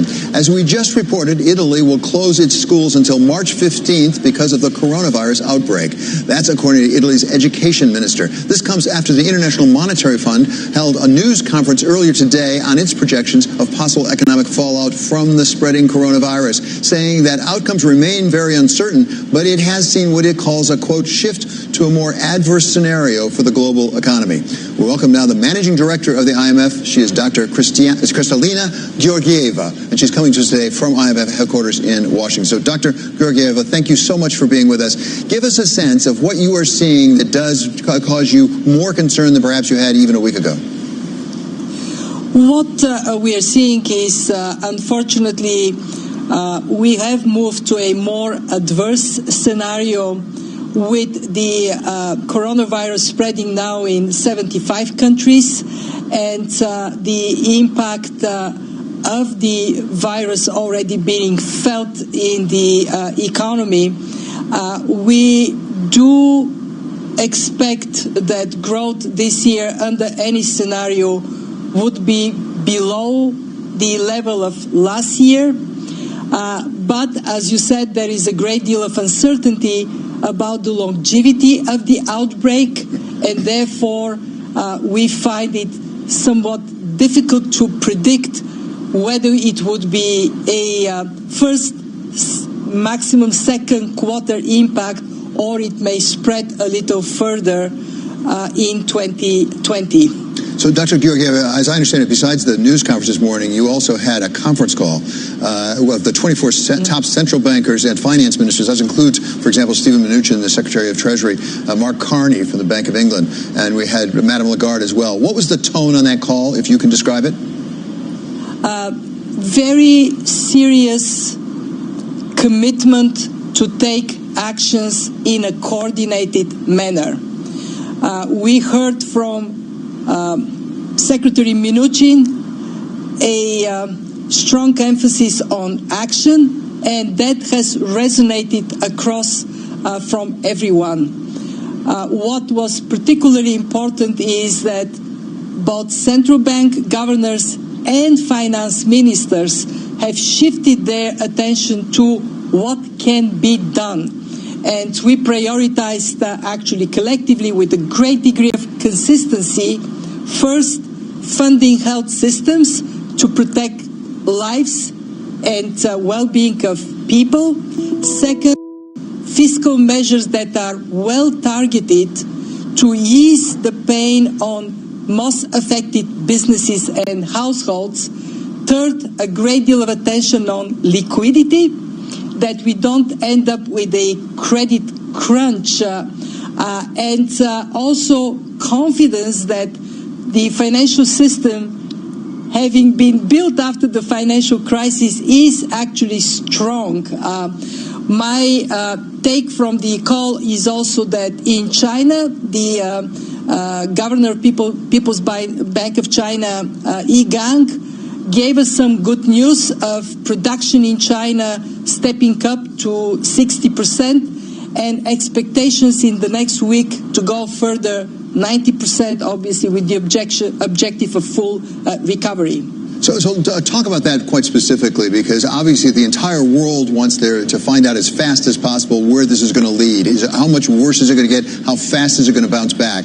Are you seeing data out of China that you just referred to that may give you some indication of an answer to that question? There's this discussion about, is it a V-shaped recovery, is it U, or even an L? Do you have data out of China that might give us some information about what might happen in the rest of the world? We do have data from China that indicate three trends. First, that new cases are indeed dropping very rapidly. Second, that there is no second wave for now of an outbreak as factories start to recover. And third, that the measures that are put in place, they secure access to credit. There is no problem in China in that regard. And that there is a very strong confidence building throughout China. Of course, the country has been severely hit, and the expectation is growth this year would be way under our initial projections. Where exactly it would land is too early to say, and we also have to be cautious. Spillover impacts from China to the rest of the world have been felt. We don't yet know whether there can be another wave of that kind of impact back and forth. But with strong coordinated action in the world, we certainly would be in a better place. So the message from the call was act. Better to do more than to do less than necessary. Well, maybe the Congress was listening to you, because as you were talking, there was a headline across the Bloomberg that said that, in fact, Republicans and Democrats have agreed up on Capitol Hill for a $7.8 billion emergency spending bill to fund the U.S. government's response to the coronavirus outbreak. So this is something along the fiscal lines of $7.8 billion being injected. Maybe it was along the lines of what Mr. Mnuchin was talking about on your call this morning. Will that be a step in the right direction? It is definitely a step in the right direction. We do need to lift up the ability of health systems everywhere to accommodate a potential expansion of this outbreak. Health professionals are telling us, do it, better be safe than sorry. And we also do need to address in a very targeted manner these sectors, businesses, and households that are already feeling the impact of the virus, of the epidemics, but especially of the containment measures that are necessary to reduce its spread. So let's talk about specifically what the IMF is doing. As I understand, there's a $50 billion that's been put into an immediate fund that will be divided between some of the lower income countries and the middle income countries. What will that money be used for? This would allow countries to tap into financial resources immediately and then step up their domestic efforts, particularly important with countries with very limited fiscal space, those that may be exporters of commodities that are already hit by dropping prices, and everybody that needs an enforcement of their health systems. We make it available outside of the IMF program, meaning that on emergency grounds, countries can draw on this money if they need it right away for poor countries with zero interest rate. So, Dr. Georgieva, you understand so well the way these economies work, particularly in the developed world, such as the United States.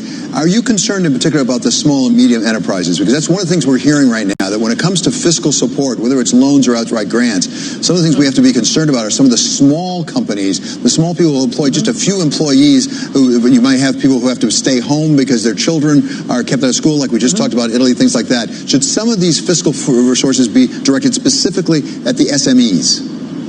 I very much support that. We believe that measures for SMEs should aim to postpone repayments on credits, make sure that in a crunch situation there is financial capacity available for SMEs, and also that there are measures that help SMEs to support health costs for their workers. And all of this is particularly important in communities that may be more severely impacted by an outbreak. So, Dr. Georgieva, sort of finally, let's talk about the coordinated nature of the efforts, because you've mentioned that more than once. It's important that the countries come together in a coordinated fashion. We know there was a G7 call yesterday. After that G7 call, the Federal Reserve Board, through Jay Powell, the chair, went out and it appears unilaterally cut the interest rates in the United States by 50 basis points. Was that consistent with coordination? Is there enough coordination going on around among the central banks and the finance ministers? Well, let me first say that central banks are talking to each other, and they're looking at, within their different situations, what they can do. There is constant connection among central banks and, of course, with finance ministers as well. What we recognize is that at this moment, countries are in a different place in terms of where the epidemic is. and therefore some are more advanced in taking precautionary measures that respond to the crisis.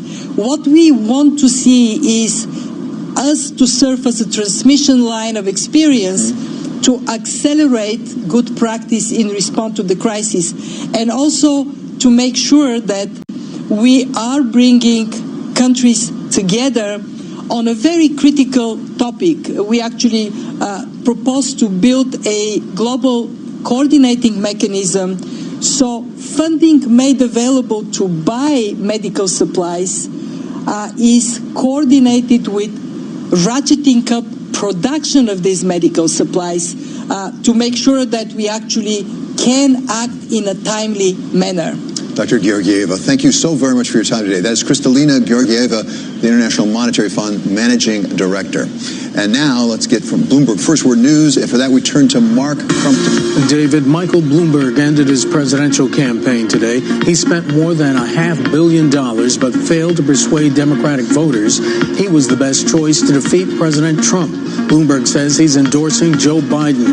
Bloomberg is the founder and majority owner of Bloomberg LP, the parent company of Bloomberg News. Italy is taking more steps to contain the spread of the coronavirus. The country's education minister says Italy is shutting down schools and universities until mid-March. Meantime, in the United States, the number of coronavirus-related deaths now stands at 9. All but one of those have taken place in the Seattle area. Global infections have risen above 93,000. In Tennessee, at least 24 people are dead. Dozens more are missing after tornadoes ripped across 4 counties early Tuesday. Tens of thousands are facing no electricity, gas, or water, and many roads are impassable. One of the most powerful twisters struck downtown Nashville, flattening buildings and killing 2 people there. Some Super Tuesday polling places extended their hours to allow storm-affected residents to vote. The Supreme Court is signaling a sharp divide in its first abortion case in 4 years. Justices are considering a challenge to a Louisiana law requiring doctors who perform abortions to have admitting privileges at a nearby hospital. The court struck down a similar case in 2016, but that was before President Trump made 2 nominations that shifted the court to the right. Global news 24 hours a day, on air and on Quick Take by Bloomberg, powered by more than 2,700 journalists and analysts in over 120 countries. I'm Mark Crumpton. This is Bloomberg. David? Thanks so much, Mark. Coming up, we're going to talk with William Galston of the Brookings Institution about the seismic shift we saw last night in the Democratic race for president. This is Balance of Power on Bloomberg Television and on radio.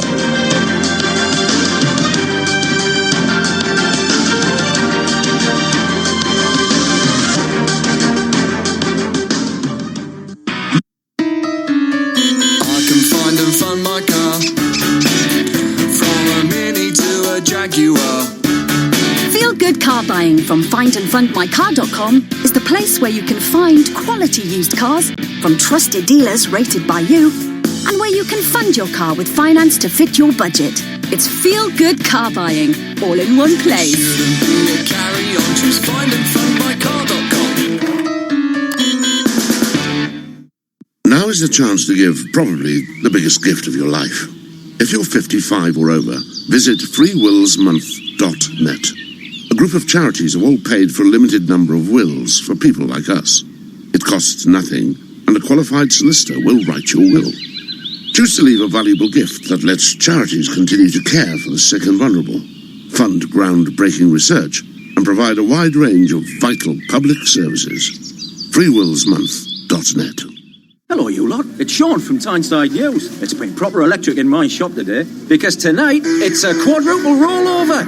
So I've cranked up the tunes. Loggy dip, please, Shawnee.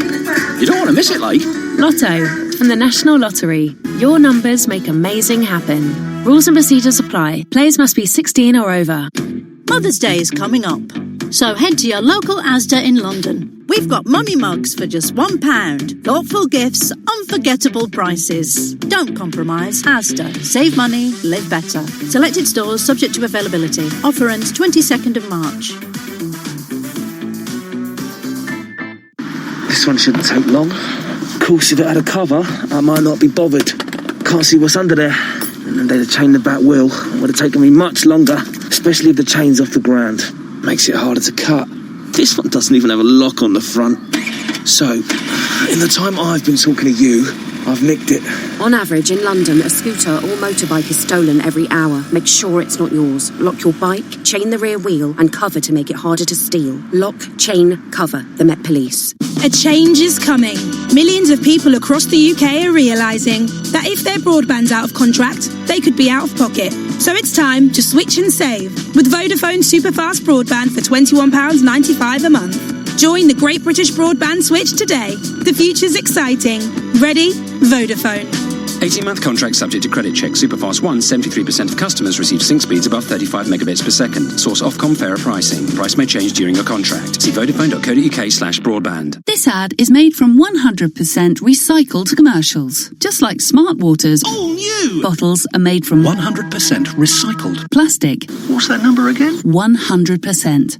Every Smart Water bottle is made using recycled plastic, and because it's still 100% recyclable, the plastic will be used again and again. Smart Water, now in a 100% recycled plastic bottle. Label and cap 100% recyclable, but not made from recycled plastic. Yet. We're working on it. The famous five were discussing their next adventure to Oxford. Let's visit Christchurch Tower, said Dick. The Bodleian Library, added Julian. Magdalen Bridge, cried Anne. Dick jumped up. We'd better leave now. Oxford is so far away. Relax, said George. It's faster than you think by train. Anyway, we can't go yet. You're still in your pyjamas. London to Oxford in as little as 44 minutes. So adventures are closer than you think. Great Western Railway. Adventures start here. Fastest train from Paddington to Oxford. Terms and conditions apply. Total foodies love to hover over their cooking, and nothing gets you closer to culinary heroics than a Neff Slide and Hide oven.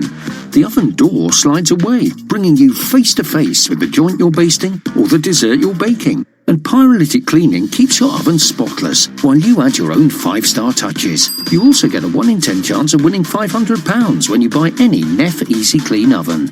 Heroes of the home at Curry's PC World. Terms and register at curryswin500.co.uk. Switch to Sky Broadband Superfast. It's so reliable, we'll guarantee your speeds or money back. And for a short time only, it's just £25 a month for 18 months with a $19.95 setup fee. So stay connected with super reliable, super fast broadband at a super low price. Switch or recontract today. Search sky.com. Offer ends 12th of March. Prices may change during this period. Includes Sky Pay As You Talk. Sky Fibre areas only. Speeds vary by location. 1 month subscription refund if speeds drop below minimum download speed for 3 consecutive days. Claim twice in minimum term after first 14 days. See sky.com/guarantee. The moment you realise that radiator isn't warming up, it's freezing, and half the class are coming for a sleepover. The moment you realise you're covered by British Gas Home Care from £14 a month. That's just 46p a day, including parts and labour. Buy selected home care cover online by the 10th of March and get 1 month free. British Gas, here to solve. Search British Gas Home Care. Conditions apply. Prices vary by postcode.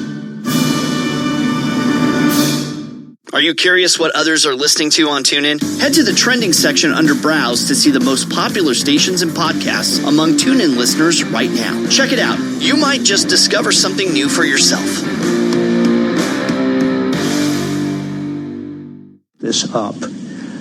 People are exhausted by the nonstop pace of politics in recent years, by the constant fighting, antagonism. And there was a palpable yearning to get back to normal. And so when Joe Biden talked on Monday night about decency and dignity in the Oval Office, he wasn't promising anybody the moon. He was just saying, look, I can conduct myself as president in a way that will not exhaust you, will not batter you with news on a daily basis. There won't be constant fights. If you like the way things were 4 years ago, I'm your guy. And it turns out that a lot of people did like the way things were 4 years ago. At the same time, the contest for the Democratic nomination is far from over. Bernie Sanders is a very strong contender. We have quite a few primaries yet to go, and those primaries seem to be divided up between North and West, or South and West, and there seemed to be something of a geographic division last night between the two candidates. It seems like Bernie Sanders really owns the West, and Joe Biden owns the South. Perhaps. I think that Biden has a good chance of winning in Arizona, for example, which is lined up later in March. And Arizona may turn out to be the single most important state in the 2020 general election because if you remember the famous blue wall that President Trump battered into submission, Pennsylvania, Michigan, and Wisconsin, it appears as though Mr. Trump's position is stronger in Wisconsin now than it was 4 years ago, and Democrats will be looking for an alternative to Wisconsin to fill out an electoral college majority, and Arizona seems to be the most likely state. It is also a state with many moderate Democrats, and they have elected one of the most moderate U.S. senators on the Democratic side, Kyrsten Sinema. That's the kind of Democrat who tends to do well in Arizona. So I wouldn't divide it up so neatly into the West versus the South. Fair enough. And finally, Mr. Golston, I noticed that in your triumvirate of Wisconsin, Michigan, and Pennsylvania, you left out Michigan and Pennsylvania. Is the likelihood of Joe Biden carrying those states part of why you think that he may be the strongest candidate to beat Donald Trump? I think there's a lot of survey evidence to that effect, and I think that his position will be strengthened by the resounding victory that he scored last night. People will be more likely to look on him as a potential victor in those two states. Now, Michigan is really the state to watch because Senator Sanders, as I recall, beat Hillary Clinton in Michigan 4 years ago. That was a major calling card. And if Biden were to beat him in Michigan, I think it would be a sign that he's on his way to the nomination. Yeah, that would be quite something. Well, thank you so much. Really appreciate you being with us. That's William Golston. My pleasure. He's author of Anti-Pluralism, The Populist Threat to Liberal Democracy, and he is at Brookings Institution in Washington. Coming up, we'll get another check on the markets. Stocks are rebounding on stimulus hopes in the wake of the coronavirus and Joe Biden's surge. This is Balance of Power on Bloomberg Television and on radio.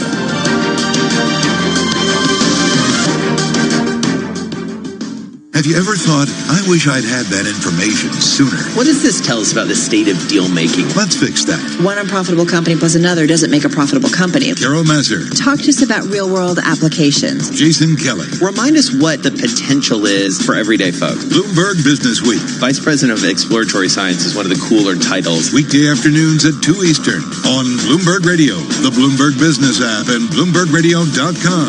Bloomberg Business Week, now live on YouTube.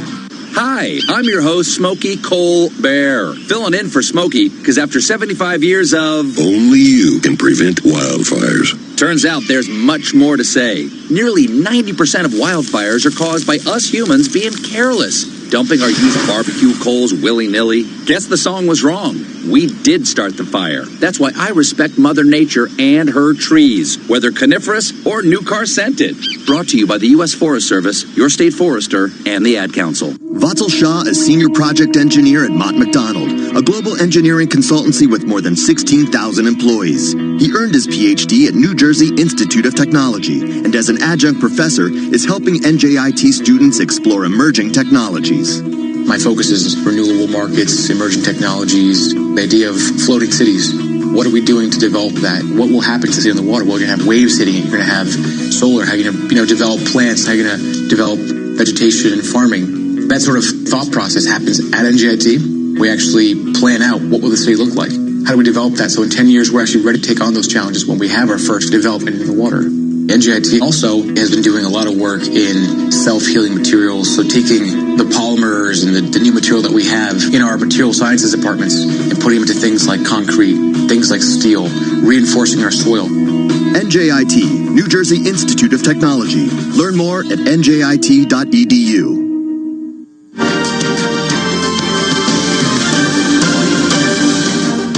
This is Balance of Power on Bloomberg Television and Radio. I'm David Weston. It is time now for a check on the markets. Stocks and bonds are rallying today, and Bloomberg's Kaylee Lance is here to tell us all about it.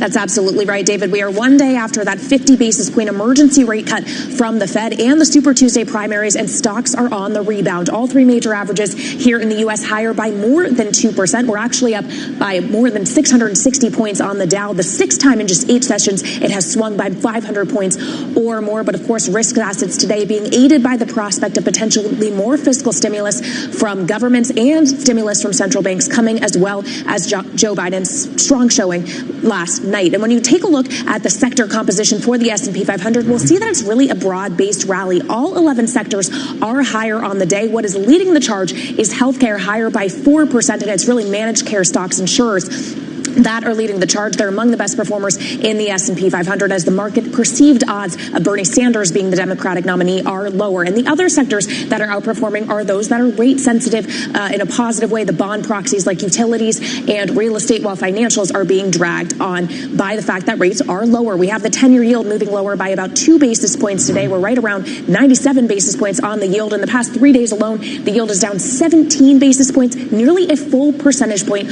on the year. We are below that 1% level as it stands right now. And of course, that is weighing on the financials. As I mentioned, both the regional banks and brokers getting hit really hard. You have the likes of Charles Schwab down 2.5%, Raymond James down more than 3%. It was actually downgraded at Citi because the analyst over there says low rates provide an existential risk to that company, and like the likes of Comerica and Zions Bank each lower by 3% or maybe a little bit less because, of course, bank profits are an issue with low rates, David. Okay, thank you so very much to Kaylee Lyons. Coming up, Balance of Power continues on Bloomberg Radio. In our second hour, we're going to talk with Tom Halverson. He's the CEO of agriculture lender CoBank on how the coronavirus may be affecting farmers as phase 1 of the U.S.-China trade agreement appears to be up in the air. And we're also going to talk with election in Israel with Dov Waxman of Northeastern. Live from New York, this is Balance of Power on Bloomberg Television and on radio. This is a Bloomberg Pursuits look at luxury. It's not just coronavirus that's causing economic disruption right now. So is the climate. For the first time in the history of German winemaking, the country's fabled vineyards will produce no ice wine. To make the pricey golden nectar, grapes must be harvested when frozen on the vine. And this year, none of the country's wine regions saw the required 19 degrees Fahrenheit low. If that news makes you weep for your after-dinner drink, imagine how college basketball fans are feeling. The head of the National College Players Association says the NCAA may need to play March Madness with no fans to protect college athletes from coronavirus. Finally, Los Angeles Clippers owner Steve Ballmer is in advanced talks with Madison Square Garden to turn the Forum in Inglewood, California, into the team's new home. The sale would end a dispute between the billionaire and MSG's Dolan family about the construction of a new arena nearby. Visit BloombergPursuits.com for more. I'm Andrew O'Day, Bloomberg Radio. Tom Keene and Jonathan Farrow enjoy each other's company. Most of us don't speak Mandarin. John, do you speak Mandarin? I do not speak Mandarin. I just wanted to check that. Almost as much as they enjoy grilling economic experts. When this is over, do you bounce back, or is there a lasting weakness to it? Which means that you will enjoy listening. If things get worse, we're ready to do more. Bloomberg Surveillance, weekday mornings at 7 Eastern on Bloomberg Radio, the Bloomberg Business app, and BloombergRadio.com. Bloomberg, the world is listening. Melissa from Michigan. I work an extra part-time job serving lunch at my child's school, but I still can't afford to put food on our table. Daniel from California. Choosing whether to pay the rent or pay to fix the car to get to work doesn't leave us with much at all. Now we can't even pay for meals.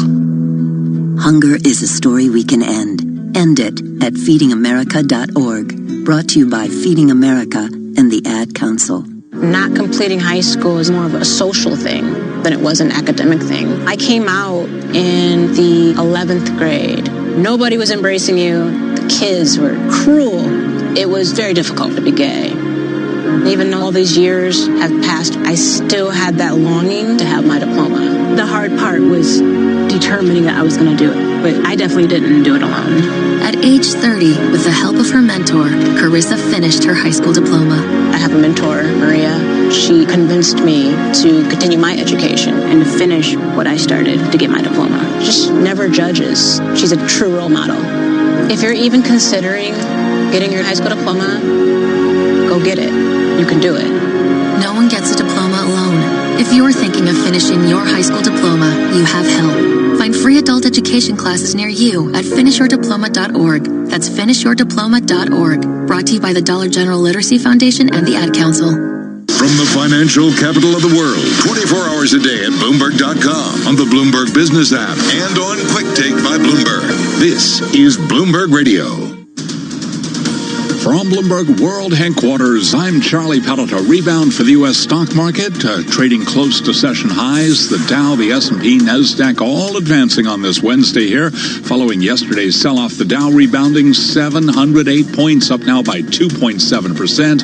S&P 500 index gaining 75 points, while NASDAQ is up 206 points. For the NASDAQ Composite Index, that is a gain of 2.4%. Stocks are rebounding as investors digest a surprise in the American presidential primary and weigh the potential for more of a concerted effort by the world's largest economies to tackle the fallout from coronavirus. Again, S&P up by 76, a gain of 2.5%.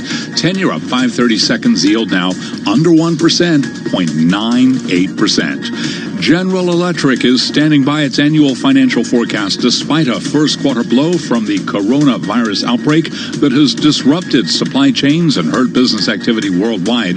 It said free cash flow from manufacturing operations will take a hit of as much as $500 million this quarter because of the virus's spread.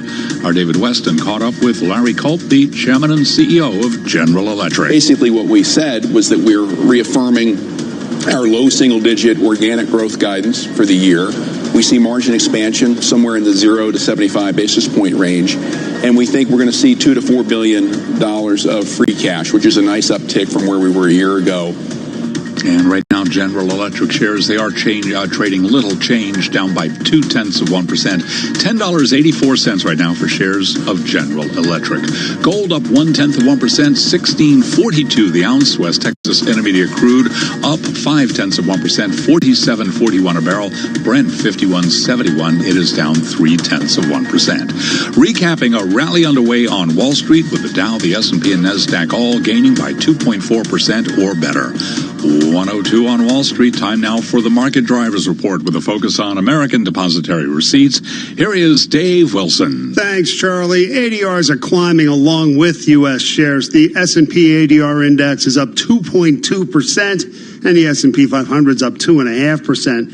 ADRs of European drug makers are higher, along with shares of U.S. peers, after Medicare for All proponent Bernie Sanders suffered a setback in Super Tuesday's primaries. The UK's AstraZeneca has risen 5.7% in U.S. trading. Denmark's Novo Nordisk has gained 4.3%, and France's Sanofi has added 5.1%. European phone ADRs are higher as falling bond yields spur demand for investments with relatively high dividends. The UK's Vodafone Group has advanced 6.3%, and France's Orange has climbed 3.5%. And South Korea's Telecom has risen 7.5%. The phone company was raised to buy from neutral at New Street Research. Canada's Cenovus Energy has lost 2.3%. The oil and natural gas producer was cut to neutral from the equivalent of buy at JP Morgan. The firm cited, quote, a double whammy of lower crude prices and a weaker backdrop for refining, Charlie. And we thank you very much, Dave Wilson, keeping track of those ADRs. Again, recapping, stocks higher, S&P up 76, a gain of 2.5%. I'm Charlie Pelleton. That is a Bloomberg Business Flash. This is Balance of Power. We have the strongest economy by far in the world. We're going to grow our trade relationship. I know what's broken. I know how to fix it. Where the world of politics meets the world of business. They've got the money they need to run a very competitive race. We've got now a real crunch few days for Brexit. We want certainty in the markets. We want certainty in our trading relationships. The administration is trying to create a new divided world. Balance of Power with David Weston on Bloomberg Radio. Phase 1 of the U.S.-China trade deal on hold because of the coronavirus. Bibi Netanyahu moves closer to holding on to power in Israel. And Super Tuesday resets the entire Democratic side of the race for president. From the Bloomberg Interactive Broker Studio, welcome to the second hour of Balance of Power. Former Vice President Joe Biden roared back to life in his quest for the presidency yesterday, crowing just a bit about how some people had counted him out. We were told, well, when you got to Super Tuesday, it'd be over. Well, it may be over for the other guy. Biden won 10 of the 14 Super Tuesday states with upset victories in Massachusetts and delegate-rich Texas. Welcome now Bloomberg politics contributor Rick Davis, who, among other things, ran John McCain's presidential campaign. Still with us from the first hour of Balance of Power is William Galston of the Brookings Institution. So, Rick, we talked to Bill Galston in the last hour, and he said something to the effect of he thought that last night was one of the more memorable nights in politics in recent history. Yeah, I really rarely do you see this kind of a comeback victory at the scale. You see comebacks that last over time, but this one was fast and it was wide. To be able to come back from at 8 points just a week before the Minnesota primary to winning it outright is phenomenal, and that was repeated in places like Texas and others. So it was really quite an exciting moment in political history. Sadly, it reminded me a little bit of the 2000 McCain campaign that I ran when we were running against George W. Bush. We won New Hampshire by a big margin. McCain was the maverick. He's kind of the Bernie Sanders figure. And the party rallied around the establishment figure, George W. Bush, won South Carolina, and then Super Tuesday, and we were out about the same time Mike Bloomberg pulled a cord. So, I mean, history does tend to repeat itself every now and then. So, Bill Galston, though, let's go back to 2000 for a second. Says Rick wants to go down memory lane here. As I recall, there were a few dirty tricks involved in South Carolina. Last night, I didn't hear much allegation about anybody pulling any shenanigans. Do you? No, not in any state. I mean, this was a remarkably clean and untroubled election night.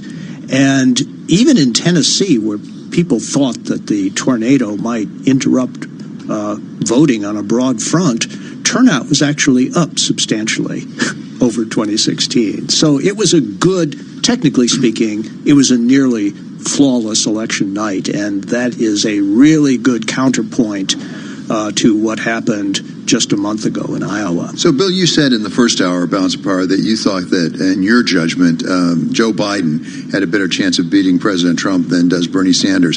What is Bernie Sanders' path forward? What would you advise him at this point? He certainly is still a strong candidate. He's got a lot of delegates. Absolutely.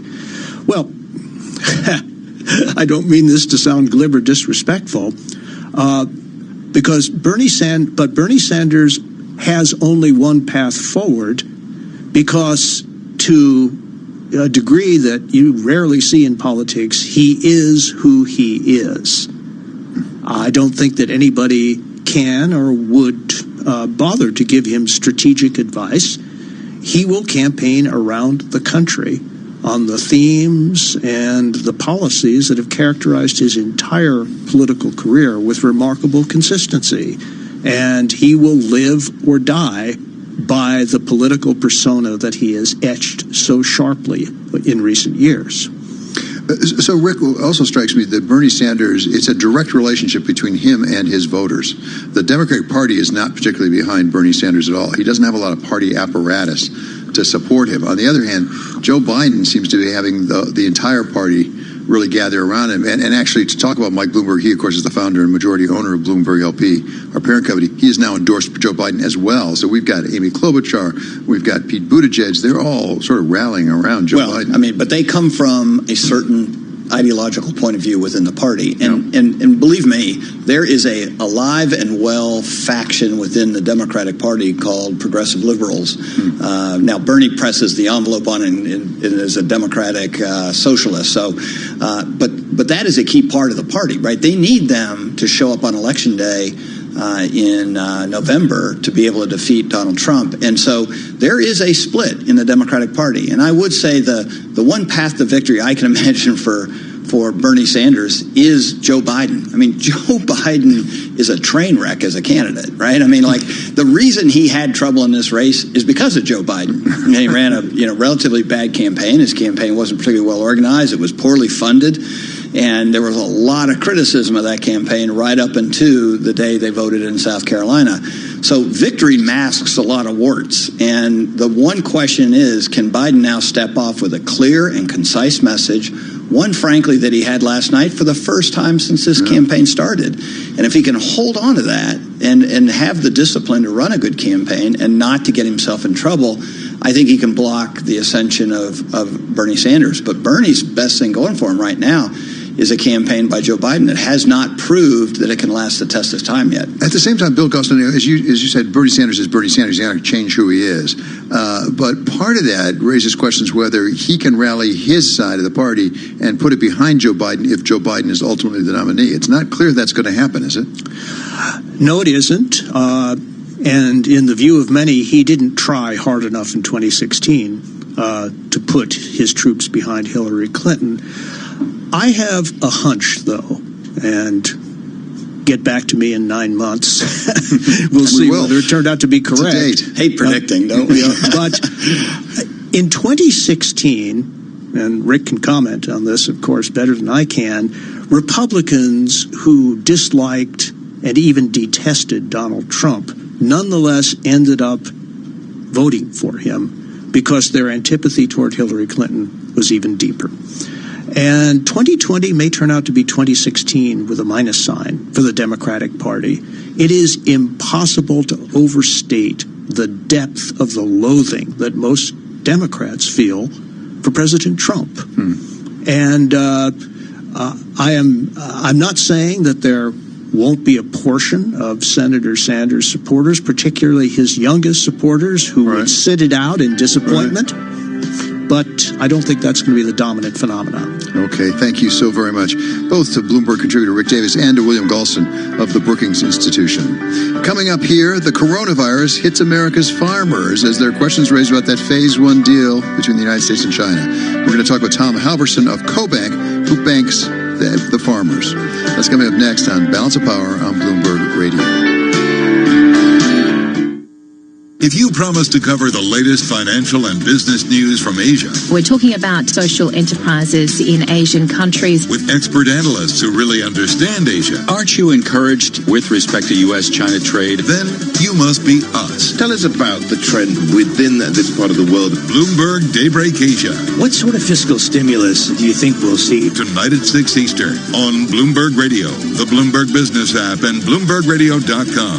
Bloomberg, the world is listening. My mother was always very active and independent, and she was familiar with her neighborhood. But one day, she stopped at the stop sign for much longer than usual. She wasn't even really sure where she was at.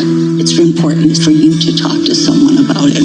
I felt so much better after my son told me, Mom, we'll figure it out. When something feels different, it could be Alzheimer's. Now is the time to talk. Visit alz.org/ourstories to learn more. A message from the Alzheimer's Association and the Ad Council. In-depth analysis, concise reporting, need-to-know global business news. Around the world and across the markets, Bloomberg connects the dots for decision makers. Stay on top of today's headlines. Follow big breakthroughs in tech. Understand the latest political issues. See how the world's wealthiest are spending their money. Track what's happening in the markets, and much more. Subscribe today to Bloomberg, the global standard for business reporting. Get it all at Bloomberg.com/subscriptions. 1 in 3 adults has prediabetes. 1 in 3. That means it could be you, your football buddy, your football buddy, or you, your best man, your worst man, you, your dog walker, your cat jogger. While 1 in 3 adults has prediabetes, with early diagnosis, prediabetes can be reversed. Take the risk test at doihaveprediabetes.org. Brought to you by the Ad Council and its Prediabetes Awareness Partners. The Bloomberg Business of Sports podcast. How did the Yankees become this mega valuable team? Where the money is. Now is the chance to give probably the biggest gift of your life. If you're 55 or over, visit freewillsmonth.net. A group of charities have all paid for a limited number of wills for people like us. It costs nothing, and a qualified solicitor will write your will. Choose to leave a valuable gift that lets charities continue to care for the sick and vulnerable, fund groundbreaking research, and provide a wide range of vital public services. freewillsmonth.net. This one shouldn't take long. Of course, if it had a cover, I might not be bothered. Can't see what's under there. And and they'd have chained the back wheel. It would have taken me much longer, especially if the chain's off the ground. Makes it harder to cut. This one doesn't even have a lock on the front. So, in the time I've been talking to you, I've nicked it.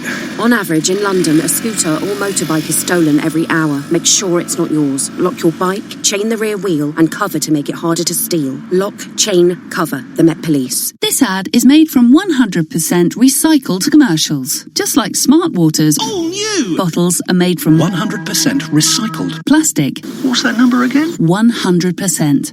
Every Smart Water bottle is made using recycled plastic, and because it's still 100% recyclable, the plastic will be used again and again. Smart Water, now in a 100% recycled plastic bottle. Label and cap 100% recyclable, but not made from recycled plastic. Yet. We're working on it. The famous five were discussing their next adventure to Bristol. Let's visit Clifton Suspension Bridge, said Dick. SS Great Britain, added Julian. The harbour, cried Anne. Dick jumped up. We'd better leave now. Bristol's so far away. Relax, said George. It's faster than you think by train. Anyway, we can't go yet. You're still in your pyjamas. London to Bristol in as little as 68 minutes. So adventures are closer than you think. Great Western Railway. Adventures start here.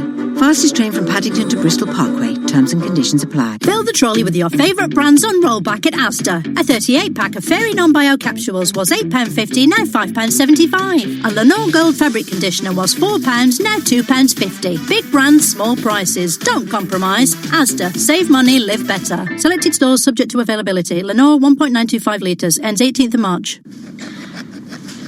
Look at that. A riveting quest.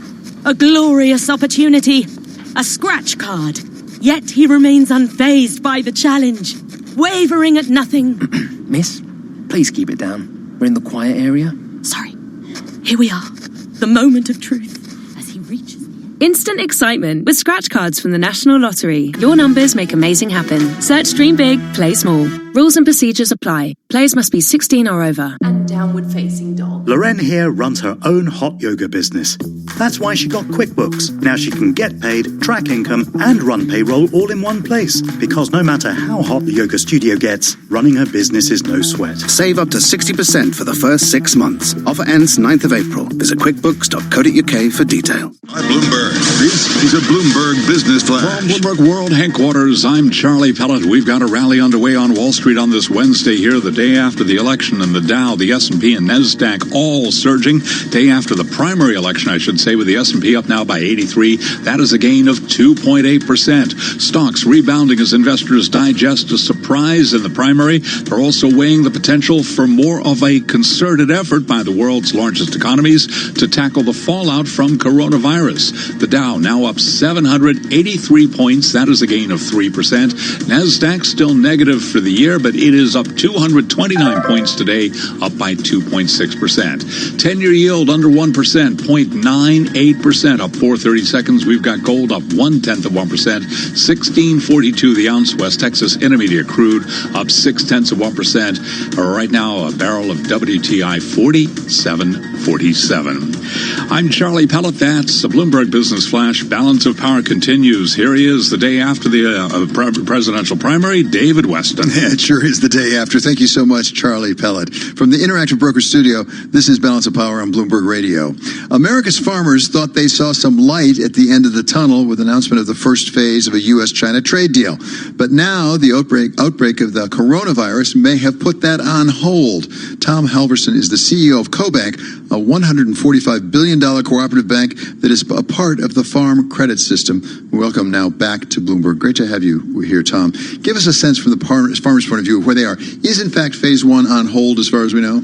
I wouldn't use the description that it's on hold. I would use the description that it's delayed by the expected disruptions that something like the coronavirus would be expected to cause. I had the opportunity years ago to be living in Hong Kong during the SARS outbreak, so I've been through something like this once before. The number of affected people in China is significantly larger in this case than in the case of SARS, and because it has such a dampening effect on human interaction when you lock down regions and so forth, it's had a very disruptive impact on logistical trains in and out of China. And the result of that is we could and should expect the Chinese to make a good faith effort to live up to the obligations that they signed up for. But the ability to do so has been disrupted by people not showing up for work and logistical disruptions and the like. So it's my expectation that the Chinese will perform in accordance with their agreements, but there has been a delay without question in the ability of them to make the purchases and move along at the speed that we would have expected in the absence of coronavirus. How is that affecting, if it does affect your business? I mean, you're banking a lot of these farmers, and if they are not going to get the payments they thought they were going to have right now, they're going to be, as you said, delayed. We're not sure exactly, I don't think, how long they're going to be delayed. What kind of stress is it putting on the finances of a lot of these farmers? Well, we're in an interesting time of year where farmers are figuring out their financing and what they're going to plant and how they're going to finance their operating lines and the like. If you contrast that against the fact that exports are an enormous part of the value proposition for the American agricultural production complex, approximately 20% of all our production gets exported. In the future, that will be more.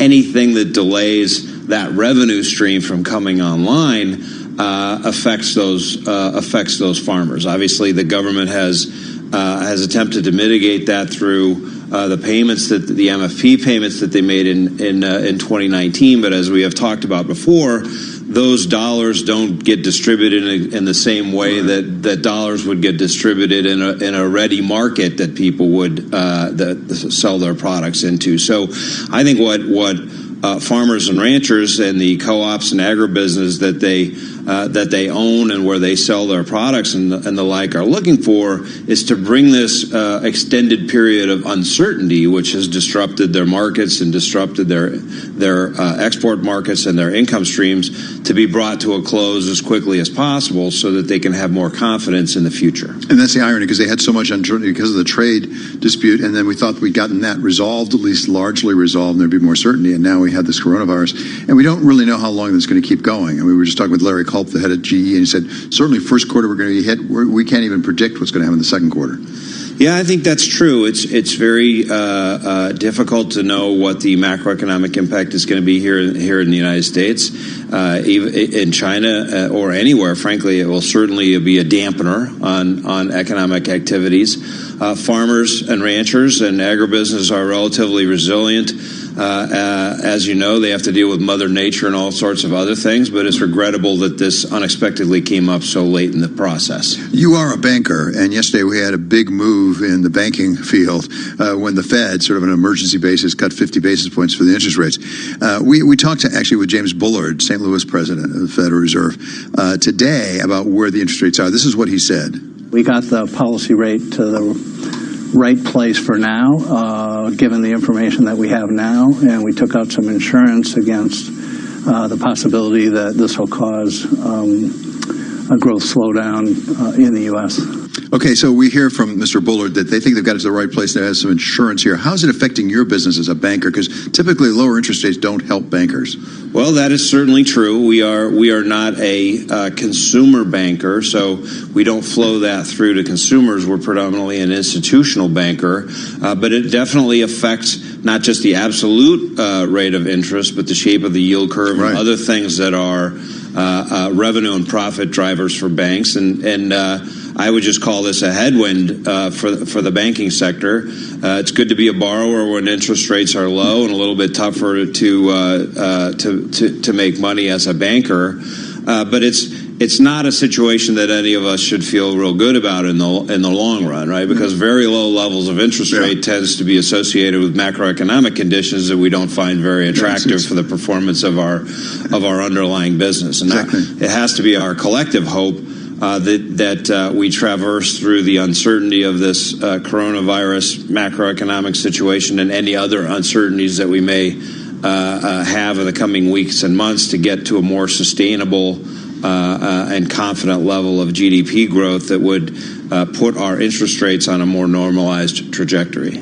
Finally, is there any particular issue that farmers are looking at in the election? I'm not asking about who's a Republican or a Democrat, but just what are they concerned about? Yeah, I think the answer to that is farmers and ranchers and agribusiness have all kinds of political opinions, just like the rest of the country. But they need some confidence and some stability in the policy environment in which they have to make good business decisions in a business that has a lot of volatility and a lot of uncertainty. Farmers and ranchers have to deal not just with financial market uncertainty, but commodity price uncertainty. They have Mother Nature and the weather and all of these other things.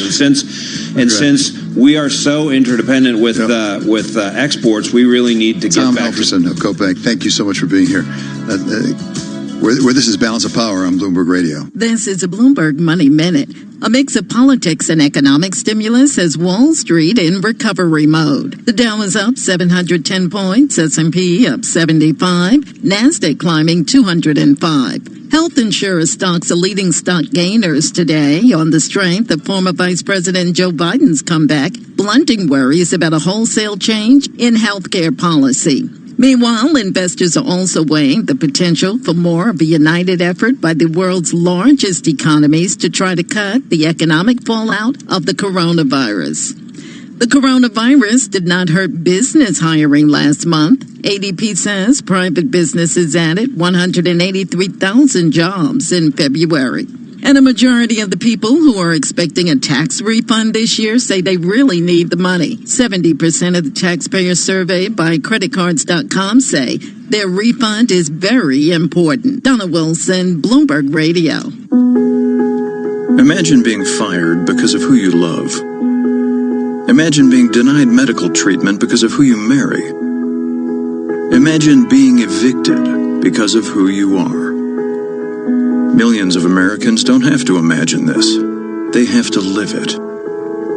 Because in 31 states, it's legal to discriminate against LGBT people. Get the facts at beyondido.org. Brought to you by the Gill Foundation and the Ad Council.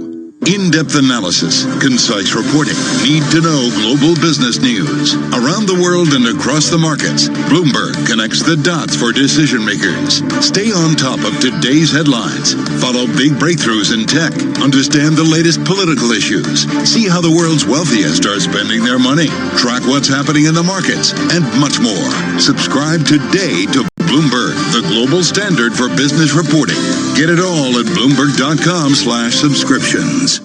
What if you could keep the top economic experts in a conference room next to your office without having to feed them? Do we need better optics? Do we need some substance? Do CEOs care about ESG? We have seen quite a lot of stimulus pumped into the system already. It's the biggest warning yet about the financial risks of climate change. Now there are more ways to hear us. Bloomberg Radio, the Bloomberg Business, Radio.com, and iHeartRadio apps, and at BloombergRadio.com. Bloomberg, the world is listening. Adopt US Kids presents What to Expect When You're Expecting a Teenager. Learning the lingo. Jelly. Jelly adjective. Jelly is a shorter, better way to say jealous. As in, Chloe, I am like so jelly of your unicorn phone case. You don't have to speak teen to be a perfect parent. Thousands of teens in foster care will love you just the same. Visit adoptuskids.org. Brought to you by the U.S. Department of Health and Human Services, Adopt US Kids, and the Ad Council. Elite advisory firms rely on BNY Mellon's Pershing to meet the needs of their most complex clients. Karen Novak, Chief Operating Officer at Pershing Advisor Solutions, explains how. At BNY Mellon's Pershing, we bring customized insights and strategies to help you grow your advisory business and stay on the leading edge. We can support the needs of your most sophisticated clients with a full range of investment and wealth management solutions, from access to private banking to consolidated bank and brokerage custody. Learn why so many of the largest advisory firms turn to us for the financial strength and high-touch service that BNY Mellon's Pershing can provide.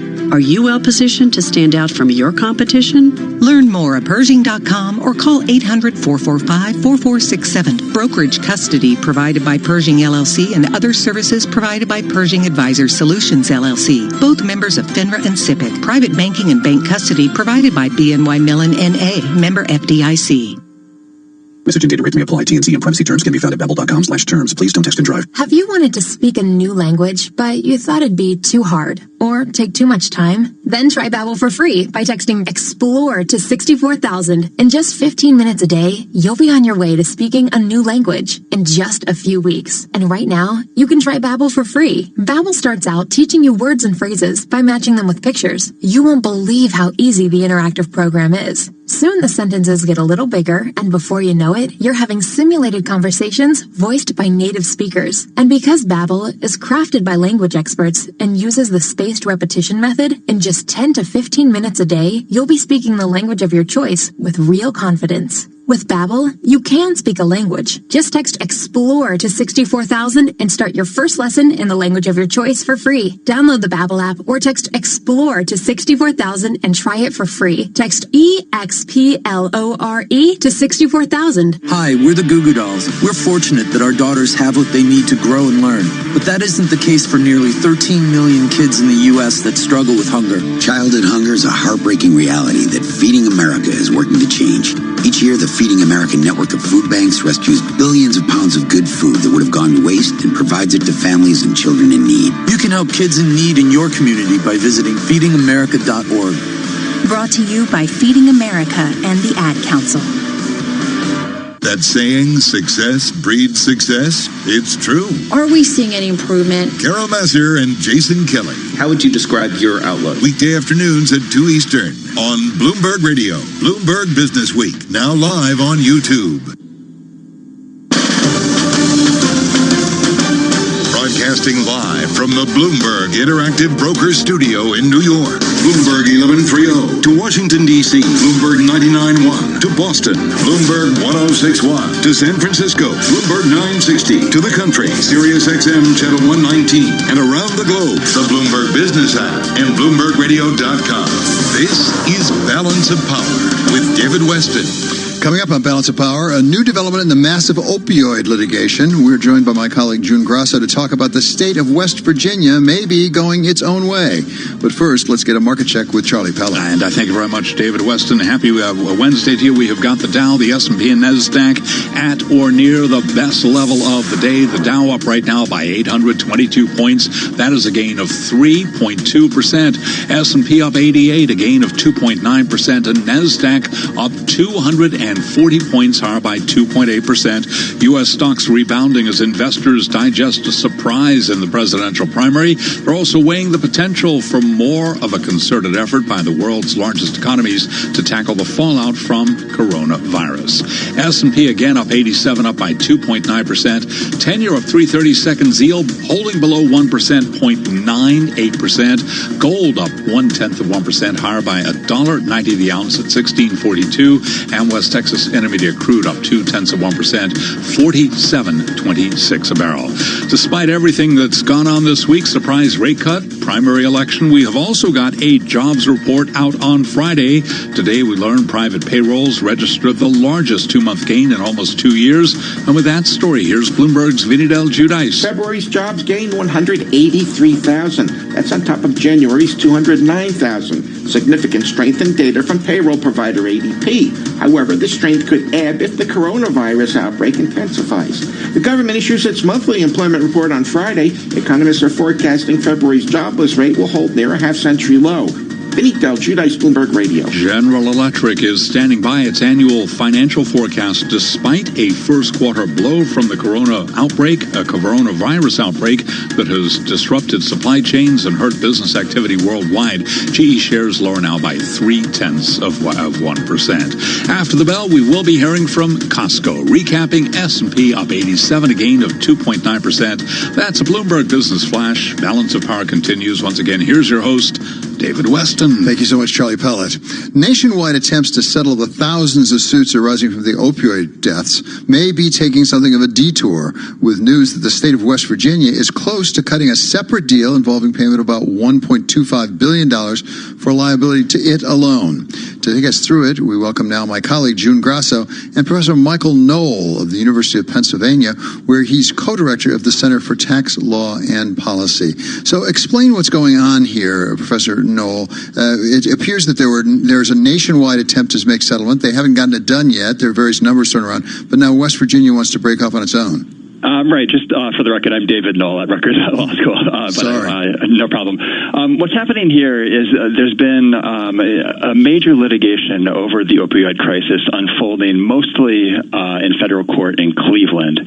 And that litigation has been driving at a national settlement of claims that drug manufacturers and distributors and pharmacies didn't comply with their legal obligations in distributing opioids.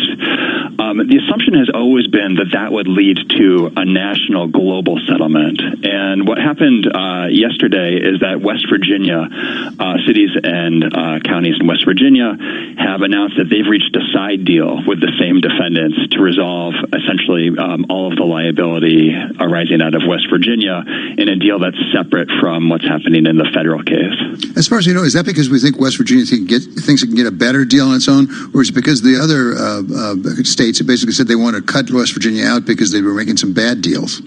Well, West Virginia's in a funny position because it's previously settled cases against the major distributors. And so when the distributors have made settlement offers, they've excluded West Virginia from that. So West Virginia has always sort of been, a test state. It's a place where we look to see how the cases are going. But West Virginia thinks it's going to do better with its own settlement for sure. Otherwise, it wouldn't be agreeing to this.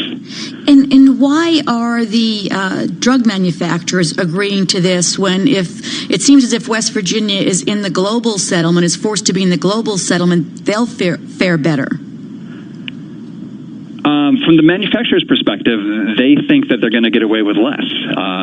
Both sides think they're getting something from the deal. West Virginia thinks it's doing better than it would do under the formula that's going to come out of the federal litigation. The manufacturers think that, removing West Virginia liability is attractive for them. So, but both sides seem to gain, and really, I think that's because it allows you to take the West Virginia claims off the table. Right, it's settling out part of the litigation and leaving most of it to be resolved in the federal case. I'm curious about one thing. According to Bloomberg News story, none of the $1.25 billion would go toward attorney's fees. Who would be paying the attorney's fees? Where would they be coming from?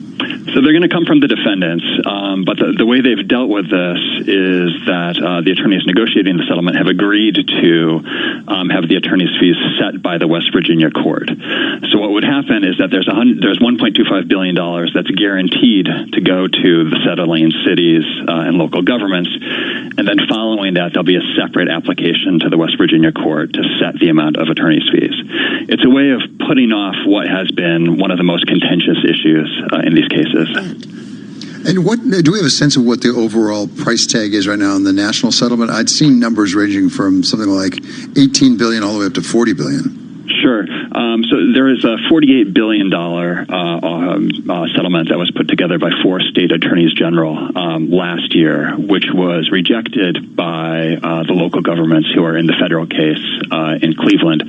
So the thought is that any settlement, eventually, right, the aggregate amount will be north of that. But we're still, apart from the attorneys who are in the room negotiating these things, people on the outside really don't have a good idea of what the cases are going to settle for. The Attorney General of West Virginia had, as you mentioned before, had previously reached deals with pharmaceutical wholesalers and distributors. Did he not get enough in those deals? Because compared to what Ohio's gotten in just 2 counties, it seems that he maybe did not bargain as much as he should have. Yeah, the Cuyahoga County, the deal that you're referring to was agreed to right on the eve of the first bellwether trial in the Cleveland multi-district litigation, and they got $215 million, which compares extremely favorably to what Attorney General Morrissey has gotten.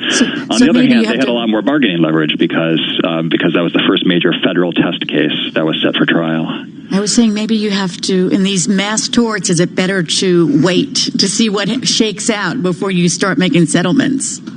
Everybody always thinks that they have the best strategy, but what makes it interesting is that at some point both sides are willing to come together and reach a reasonable solution. What's the time frame on all this? Do you estimate?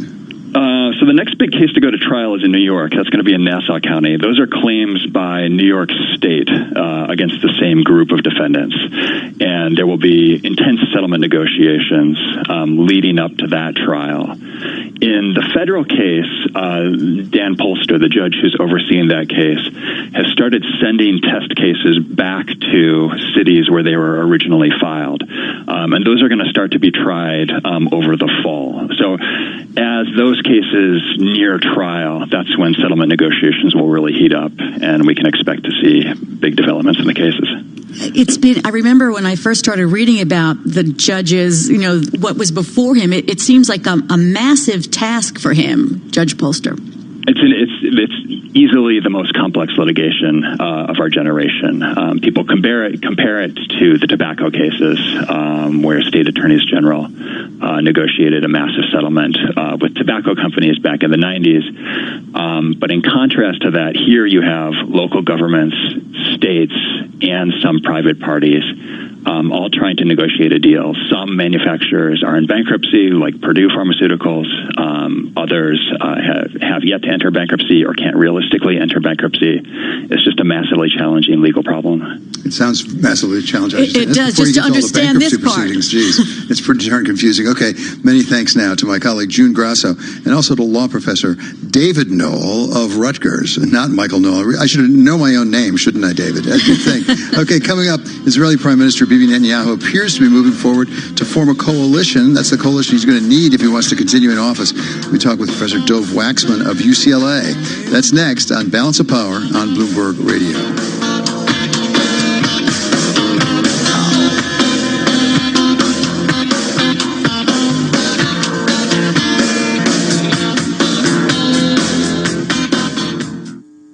Hey y'all, Jeff Foxworthy here. Now, if you've ever found yourself repeating the same thing over and over for 75 years, you might be Smokey Bear. Only you can prevent wildfires. That's why I'm filling in for Smokey to switch things up, because there's a lot more to say. And I should know because my grandfather was a firefighter. And one of the things he taught me is that the people that love the outdoors the most are often the ones accidentally starting wildfires, which means always BYOB. No, bring your own bucket to the campfire. And be extra careful with things like burning yard trimmings. Don't just walk away, or chances are you might be starting a wildfire. So for the love of the outdoors, go to SmokeyBear.com to learn more about wildfire prevention. Brought to you by the U.S. Forest Service, your state forester, and the Ad Council.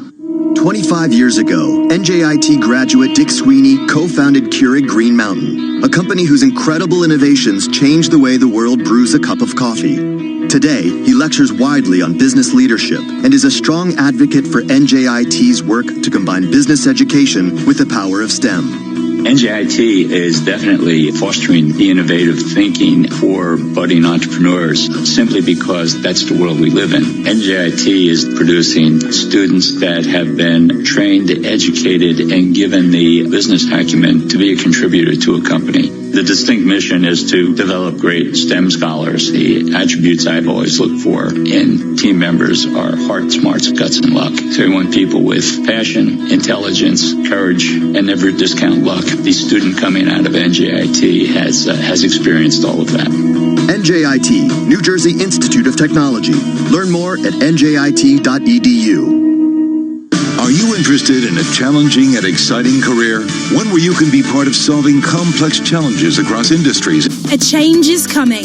Millions of people across the UK are realising that if their broadband's out of contract, they could be out of pocket. So it's time to switch and save with Vodafone Superfast Broadband for £21.95 a month. Join the Great British Broadband Switch today. The future's exciting. Ready? Vodafone. 18-month contract subject to credit check. Superfast 1, 73% of customers receive sync speeds above 35 megabits per second. Source Ofcom fairer pricing. Price may change during your contract. See vodafone.co.uk/broadband. At the Bank of Santander, they've created Stan, a smart bot that can predict the future of remortgaging. All right, Stan, will my mortgage rate go up? 1955 was the last time Newcastle won the cup. No, try not to mumble. Playing, let's get ready to rumble. Meanwhile, at Santander, they can't predict your future, but they'll help secure it with great mortgage rates fixed for up to 10 years. See what's possible at Santander. Early repayment charges apply. Lending subject to status and criteria. Your home may be repossessed if you do not keep up repayments on your mortgage. Despite never having used them, Alison Peartree was not initially a fan of purple bricks. Because I heard from my uncle's cousin's neighbour's dog walker they don't have proper estate agents. But Alison's uncle's cousin's neighbour's dog walker was wrong. Purple Bricks have experienced local agents ready to sell your home. Turns out Martin from Purple Bricks was very knowledgeable. And he didn't charge commission. I've even recommended him to my sister's boyfriend's auntie's hairdresser, Sharon. Purple Bricks. Book your free valuation today. Fixed fee payable on instruction or after 10 months. Viewing service cost extra. It's not always obvious, but 1 in 5 people in the UK are disabled. So if we're sitting in the priority seats on the bus or train, lost in our books or wrapped up in the latest box set, let's not forget about the people we share our journeys with. Let's pop out of our shells every now and then and ask if someone needs that seat more than us. Remember, it's everyone's journey.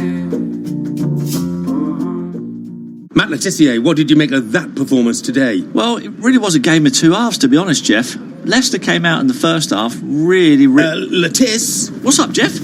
Run for it! What the... Move over, football. Cheltenham coming through. And Sky Bet are on the charge. With money back as actual cash, up to £10 if you lose on the first race of the festival. Sky Bet. That's betting better.